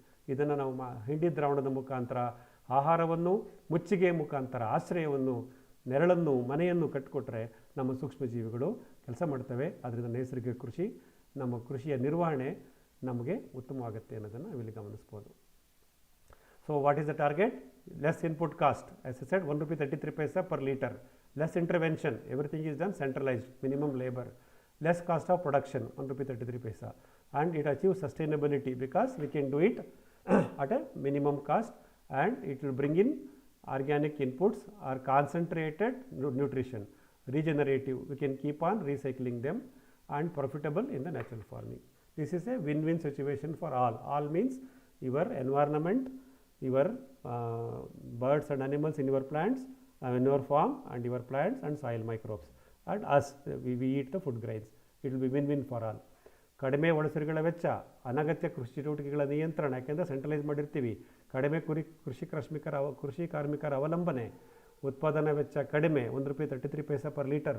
ಸುಸ್ಥಿರ ಮತ್ತು ಪುನರುತ್ಪಾದಕ ಲಾಭದಾಯಕ ನೈಸರ್ಗಿಕ ಕೃಷಿಗೆ ನಾವು ಹೋಗಬೇಕು ಅಂದರೆ ನಾವು ಈ ಥರ ಹಿಂಡಿ ದ್ರಾವಣವನ್ನು ಬಳಸೋಣ. ಇದರಲ್ಲಿ ಎಲ್ಲದರ ಅಂದರೆ ಪರಿಸರದ, ಸಸ್ಯಗಳ, ಮಣ್ಣಿನ, ಸೂಕ್ಷ್ಮಜೀವಿಗಳ ಮತ್ತು ನಮ್ಮಗಳ ಎಲ್ಲದರ ಮತ್ತು ಎಲ್ಲರ ಹಿತ ಇದರಲ್ಲಿ ಅಡಗಿದೆ ಅನ್ನೋದನ್ನು ನಾವು ಗಮನಿಸ್ಬೋದು. ಸೊ ಇದಿಷ್ಟು ಇವತ್ತು ನಾನು ಹೇಳಬೇಕಾದಂಥ ವಿಷಯ. ಸೊ ನೈಸರ್ಗಿಕ ಕೃಷಿಯಲ್ಲಿ ಎಣ್ಣೆ ಬೀಜದ ಹಿಂಡಿಗಳನ್ನು ತೆಗೆದುಕೊಂಡು ಬಂದು ನಾವೇನು ಬಳಸ್ತಾ ಇದ್ದೀವಿ ಕಳೆದ 1 ವರ್ಷದಿಂದ, ಅದ್ರ ಬಗ್ಗೆ ನಿಮ್ಗೆ ಹೇಳಬೇಕು ಅಂತೇಳಿ ಇವತ್ತು ಈ ವೆಬಿನಾರ್ನಲ್ಲಿ ತಗೊಂಡಿದ್ದೆ. ಸೊ ಇವಾಗ ನಿಮ್ಮನ್ನೆಲ್ಲ ಅನ್ಮ್ಯೂಟ್ ಮಾಡ್ತಾ ಇದ್ದೀನಿ. ಸೊ ಯಾರು ಪ್ರಶ್ನೆ ಕೇಳ್ತಾರೆ ಅನ್ಮ್ಯೂಟ್ ಮಾಡಿಕೊಂಡು ಫೀಡ್ಬ್ಯಾಕ್ ಕೊಡಿ ಮತ್ತು ಪ್ರಶ್ನೆ ಕೇಳಿ. ಪ್ರಶ್ನೆ ಕೇಳದೇ ಇದ್ದವ್ರು ಅನ್ಮ್ಯೂಟ್ ಆಗಿದೆ. ಸರ್ ನಮಸ್ಕಾರ, ನಾನು ಕಿರಣ್ ಲಿಂಗರಾಜ್ ಅಂತ ಕೇಳ್ಬೋದು. ನಮಸ್ಕಾರ, ಹೇಳಿ ಕಿರಣ್ ಅವರೇ, ಪ್ರಶ್ನೆ ಕೇಳಿ. ತುಂಬ ಚೆನ್ನಾಗಿದೆ. ಮೇನ್ ಬಂದ್ಬಿಟ್ಟು ಎಕನಾಮಿಕಲಿ ಸೊ ಫಸ್ಟ್ ಕ್ವಶನ್ ಬಂದ್ಬಿಟ್ಟು, ಇವಾಗ ನೀವು ತುಂಬಾ ಒತ್ತು ಕೊಟ್ಟಿದ್ದು ಈ ಹಿಂಡಿಗಳು ಎಣ್ಣೆ ಇದು ಇಂಪೋರ್ಟ್ಸ್ ಅಲ್ವಾ? ಸೊ ಇದರಲ್ಲಿ ನ್ಯಾಚುರಲ್ ಆಗಿ NPK ಮೇನ್ ಆಗಿ ನಿಮ್ದು ಸೋರ್ಸ್ ಎಲ್ಲ ಸಿಕ್ತು ಅಂತ ಹೇಳಿದ್ರೆ ದಟ್ ಇಸ್ ಓಕೆ. ಬಟ್ ನಾವು ಕೂಡ ಮಾಡಿಸ್ಕೋಬೋದು ಅದನ್ನ ಲ್ಯಾಬಲ್ಲಿ ಕೊಟ್ಟು, ಏನು ತೊಂದರೆ ಇಲ್ಲ. ಸೊ ಇವಾಗ ಇದಕ್ಕಿಂತ ಈ ಪರ್ಸೆಂಟೇಜ್ಗಿನ್ನ ಏನಾದರೂ ನ್ಯಾಚುರಲ್ ಆಗಿ ಬೇರೆ ಯಾವುದಾದ್ರೂ ಇನ್ಪುಟ್ಸು ಈ ಕಾಸ್ಟಲ್ಲಿ ಅವೈಲಬಿಲಿಟಿ ಇರುತ್ತಾ ಅಂತ? ಅದೇ ಕಿರಣ್ ಅವರೇ, ನಾನು ಅದರ ಸಂಶೋಧನೆಯಲ್ಲೇ ಇದ್ದೀನಿ ಕಳೆದ 10 ವರ್ಷದಿಂದ. ಯಾವುದು ನನ್ನ ಉದ್ದೇಶ, ಕೃಷಿ ವೆಚ್ಚ ಕಮ್ಮಿ ಮಾಡಬೇಕು, ಇನ್ಪುಟ್ ಕಾಸ್ಟ್ ಅಲ್ವಾ? ಹಾಗಾಗಿ ನನಗೆ ಕಡಿಮೆ ವೆಚ್ಚದಲ್ಲಿ ಉತ್ತಮ ಗುಣಮಟ್ಟದ ಎಲ್ಲ ಥರದ ಸಸ್ಯ ಪೋಷಕಾಂಶಗಳು ಮತ್ತು ಸೂಕ್ಷ್ಮಜೀವಿಗಳಿಗೆ ಆಹಾರವನ್ನು ಕೊಡ್ತಕ್ಕಂಥ ಯಾವುದಾದ್ರೂ ನ್ಯಾಚುರಲ್ ರೆಸಿಡ್ಯೂಸ್, ಪ್ರಾಕೃತಿಕವಾಗಿ ಸಿಗತಕ್ಕಂಥ ಒಂದು ತ್ಯಾಜ್ಯ, ಅದನ್ನು ಹುಡುಕ್ತಾ ಇದೆ. ಹಾಗಾಗಿ ನನಗೆ ಹಿಂಡಿಗಳ ಮೇಲೆ ನಮ್ಮ ಗಮನ ಬಂತು, ಅದನ್ನು ಬಳಸೋಕ್ಕೆ ಶುರು ಮಾಡಿದ್ವಿ. ಇದಕ್ಕೆ ಇದರಿಂದ ನಾನು ಹೇಳ್ದಂಗೆ ಯಾವುದೇ ರೀತಿ ಸಮಸ್ಯೆಗಳು ಬಂದಿಲ್ಲ, ಅಥವಾ ನನಗೆ ವಿನ್ ಸಿಚುವೇಶನ್ ಕ್ರಿಯೇಟ್ ಮಾಡ್ತಾ ಇದೆ. ನೀವು ಹೇಳ್ದಂಗೆ ಬೇರೆ ಬೇರೆ ಪರ್ಯಾಯ ವ್ಯವಸ್ಥೆಗಳಿರ್ಬೋದು, ನಾವು ಅದನ್ನು ಅನ್ವೇಷಣೆ ಮಾಡಬೇಕಾಗುತ್ತೆ. ಸದ್ಯಕ್ಕೆ ನಮ್ಮ 1 ವರ್ಷದ ಅನುಭವನ ನಾನು ಇವತ್ತು ಹೇಳಿದ್ದೀನಿ. ಓಕೆ ಸರ್, ಎರಡನೇ ಕ್ವಶನ್ ಬಂದ್ಬಿಟ್ಟು, ನೀವು ಜಾಸ್ತಿ ಇನಾಕ್ಯುಲೇಟ್ ಮಾಡಬೇಡಿ ಮೈಕ್ರೋಬ್ನ, ಜಾಸ್ತಿ ಆಹಾರ ಕೊಡಿ ಅಂತ ಹೇಳಿದ್ರಲ್ವಾ, ಅವತ್ತು ಕೊಟ್ರಿ ಅದಕ್ಕೆ. ಸೊ ನಮಗಲ್ಲಿ ಇದೆಯೋ ಇಲ್ಲೋ ಅಂತ ಕ್ವಾಂಟಿಫೈ ಮಾಡ್ಕೊಳಕ್ಕೆ ಏನಾದರೂ ಮೆಥಡ್ ಇದೆಯಾ ಸರ್ ನಮ್ಮ ಮಣ್ಣಲ್ಲಿ ಜಾಸ್ತಿ? ಏನಿಲ್ಲ ಸರ್, ಮಣ್ಣಿನಲ್ಲಿ ಸೂಕ್ಷ್ಮಜೀವಿಗಳು ಯಾವಾಗಲೂ ಇರುತ್ತವೆ. ಅವು ಡಾರ್ಮೆಂಟ್ ಸ್ಟೇಟಸ್ ಅಂತೀವಿ, ಮುಸ್ಕಾಕೊಂಡು ಮಲಗಿರ್ತಾವೆ ಅಷ್ಟೇ. ಪೂರಕ ವಾತಾವರಣ ಸೃಷ್ಟಿ ಮಾಡಿಬಿಟ್ರೆ ನಾವು ರಾಸಾಯನಿಕ ಬಳಸಲ್ಲ, ಉಳುಮೆ ಮಾಡಲ್ಲ, ಮುಚ್ಚಿಗೆ ಮಾಡ್ತೀವಿ, ತೇವಾಂಶ ಕಾಪಾಡ್ತೀವಿ, ಅವಕ್ಕೆ ಸಾವಯವ ಗೊಬ್ಬರ ಕೊಡ್ತೀವಿ, ಅಥವಾ ಈ ರೀತಿ ಹಿಂಡಿ ದ್ರಾವಣ ಮಾಡಾಕ್ತೀವಿ, ಅಥವಾ ಮತ್ತೊಂದೇನೋ ಮಾಡ್ತೀವಿ. ಇವೆಲ್ಲವನ್ನು ನಾವು ನೈಸರ್ಗಿಕ ಕೃಷಿಯಲ್ಲಿ ಮಾಡೋದ್ರಿಂದ ಮಣ್ಣಿನಲ್ಲಿರ್ತಕ್ಕಂಥ ಸೂಕ್ಷ್ಮಜೀವಿಗಳು ಆಟೋಮೆಟಿಕ್ಕಾಗಿ ತಮ್ಮ ತಾವೇ ಪುನರುಜ್ಜೀವನಗೊಂಡು ತಮ್ಮ ಕಾರ್ಯವನ್ನು ನಿರ್ವಹಿಸ್ತವೆ. ಅದನ್ನು ನೀವೆಲ್ಲಿ ಗಮನಿಸ್ಬೋದು ಅಂತಂದರೆ, ನನ್ನ ತೋಟದಲ್ಲಿ ನಾನು ಆ ಗಿಡದ ಬುಡದಲ್ಲಿ ಏನು ಕಳೆಗಳು ಹುಟ್ಟುತ್ತಲ್ಲ ಸರ್, ಯಾಕಂದ್ರೆ ನನ್ನ ತೆಂಗು, ಅಡಿಕೆ ಮತ್ತು ಸಪೋಟ, ಮಾವಿನ ಗಿಡಗಳಲ್ಲಿ ಆ ಸೂಕ್ಷ್ಮ ಬದಲಾವಣೆಗಳನ್ನು ಬೇಗ ಬೇಗ ಗುರುತಿಸೋಕ್ಕಾಗಲ್ಲ. ನಾನು ಗುರುತಿಸೋದು ನನ್ನ ಕಳೆ ವೈವಿಧ್ಯತೆಯಲ್ಲಿ. ನಾವು ಎಲ್ಲೆಲ್ಲಿ ನಾವು ಈ ಸಾವಯವ ಗೊಬ್ಬರ, ಮುಚ್ಚಿಗೆ, ಹಿಂಡಿ ದ್ರಾವಣ ಕೊಡ್ತೀವಲ್ಲ, ಆ ಗಿಡದ ಬುಡದಲ್ಲಿ ಯಾವ ರೀತಿ ಕಳೆ ಹುಟ್ಟುತ್ತಾ ಇದೆ, ಕಳೆ ವೈವಿಧ್ಯತೆ ಯಾವ ರೀತಿ ಇದೆ, ಆ ಅಲ್ಪಾವಧಿ ಬೆಳೆಗಳು ಎಷ್ಟು ಚೆನ್ನಾಗಿ ಬೆಳೀತವೆ, ಅವಕ್ಕೇನಾದರೂ ಕಾಯಿಲೆ ಕಸಲೆ ಬರ್ತಿದೆಯೇ, ಇವೆಲ್ಲವನ್ನು ನಾವು ಗಮನಿಸ್ತಾ ಬಂದಾಗ ಸೂಕ್ಷ್ಮಜೀವಿಗಳು ಕೆಲಸ ಮಾಡ್ತೀವಿ ಅಂತ ಅರ್ಥ ಆಗುತ್ತೆ. 25 ದಿವಸ 30 ದಿವಸಕ್ಕೆ ಚಿಗುರಿ ಬೆಳೆದು ದೊಡ್ಡವಾಗುವಂಥ ಗಿಡಗಳಿರುತ್ತವಲ್ಲ, ನ್ಯಾಚುರಲಾಗಿ ಬೆಳೆಯುವು. ಈಗ ನೋಡಿ, ನಾನು ಹಸಿರು ಗಿಡಕ್ಕೆ ಹಸಿರು ಬಳೆ ಅಂತ ಮಾಡ್ತೀನಿ. ಸೆಣಬು ಡೈಂಚ ಹುರುಳಿನ ಸರ್ಕಲ್ ಥರ ಹಾಕ್ತೀನಿ ಎಲ್ಲ ಗಿಡಕ್ಕೂ. ನೀವು ನನ್ನ ವಿಡಿಯೋದಲ್ಲಿ ನೋಡಿರ್ಬೋದು. ಅಂದರೆ ನಾನು ಹಾಕೋ ಸೆಣಬು ಡೈಂಚ ಹುಲ್ಸಾಗಿ ಬೆಳೀತಾ ಇದೆ ಅಲ್ಲಿ ಅಂದರೆ ಗಿಡದ ಬುಡದಲ್ಲಿ ಸೂಕ್ಷ್ಮಜೀವಿಗಳು ಕೆಲಸ ಮಾಡ್ತೀವಿ ಅಂತ ಅರ್ಥ. ಅಥವಾ ಯಾವುದೇ ಕಾಯಿಲೆ ಕಸಾಲೆ ಬರ್ತಿಲ್ಲ ನನ್ನ ಗಿಡಗಳಿಗೆ ಅಂದರೆ ಸೂಕ್ಷ್ಮಜೀವಿಗಳು ಇದ್ದಾವೆ ಅಂತ ಅರ್ಥ. ನೈಸರ್ಗಿಕ ಕೃಷಿಕರು ಅದನ್ನು ಅಬ್ಸರ್ವೇಷನಿಂದನೇ ಕಂಡುಹಿಡ್ಕೊತಾ ಹೋಗೋಣ. ಸಮಸ್ಯೆ ಇಲ್ಲ ಅಂದರೆ ಅವು ಇದಾವೆ ಅಂತ ಅರ್ಥ. ಇದೊಂದೇ ವಿಧಾನ ಅಲ್ವಾ ಅಂದರೆ ನಮಗೆ ನಾವು ಕೃಷಿಕರಲ್ವಾ ಸರ್, ನಾವು ಇನ್ನೆಲ್ಲಿ ಲ್ಯಾಬ್ ಹುಡ್ಕೊಂಡು ಹೋಗೋಣ ಪ್ರತಿಯೊಂದು. ನಮ್ಮ ತೋಟವೇ ನಮ್ಮ ಲ್ಯಾಬು, ನಾವೇ ವಿಜ್ಞಾನಿಗಳು. Hello. Kiran Lingaraju, sorry sir, I'll just translate it to English quickly. Kiran Lingaraju's question is that we are using this oil seed cake as an organic input that is for both, that is feeding the microbes and as well as a plant nutrient. It costs approximately 1 rupee 33 paisa whatever per liter. So his objective is this is one approach, no doubt. Do we have any such other economical efficient approaches as an input to our organic farming or natural farming? So my answer to Kiran ji is that maybe there will be available. I am also doing this kind of continuous searching for economical efficient organic inputs for our less input cost management. But as of now, we have zeroed in on this oil seed cake liquid. Maybe any other option comes, we continue to explore. The second question is, how do we know? I mean, we also made one more statement today.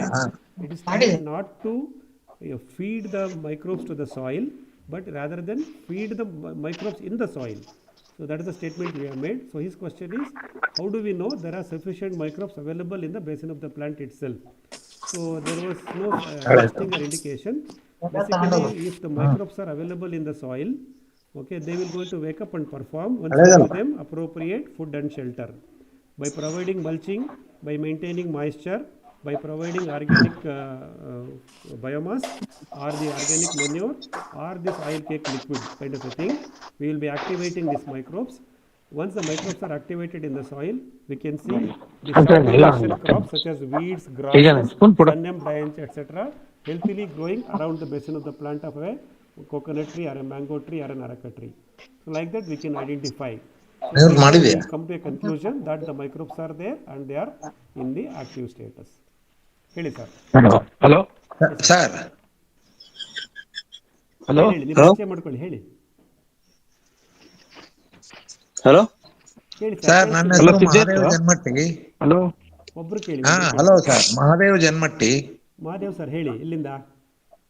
ನಾವು ಹಿರಿಯೂರಿಂದ sir. ಮೊನ್ನೆ ನಿಮಗೆ phone ಮಾಡಿ ನಾವು cake ತಂದಿದ್ದೀವಿ ಬೆಂಗಳೂರಿಂದ. ಸರಿ sir.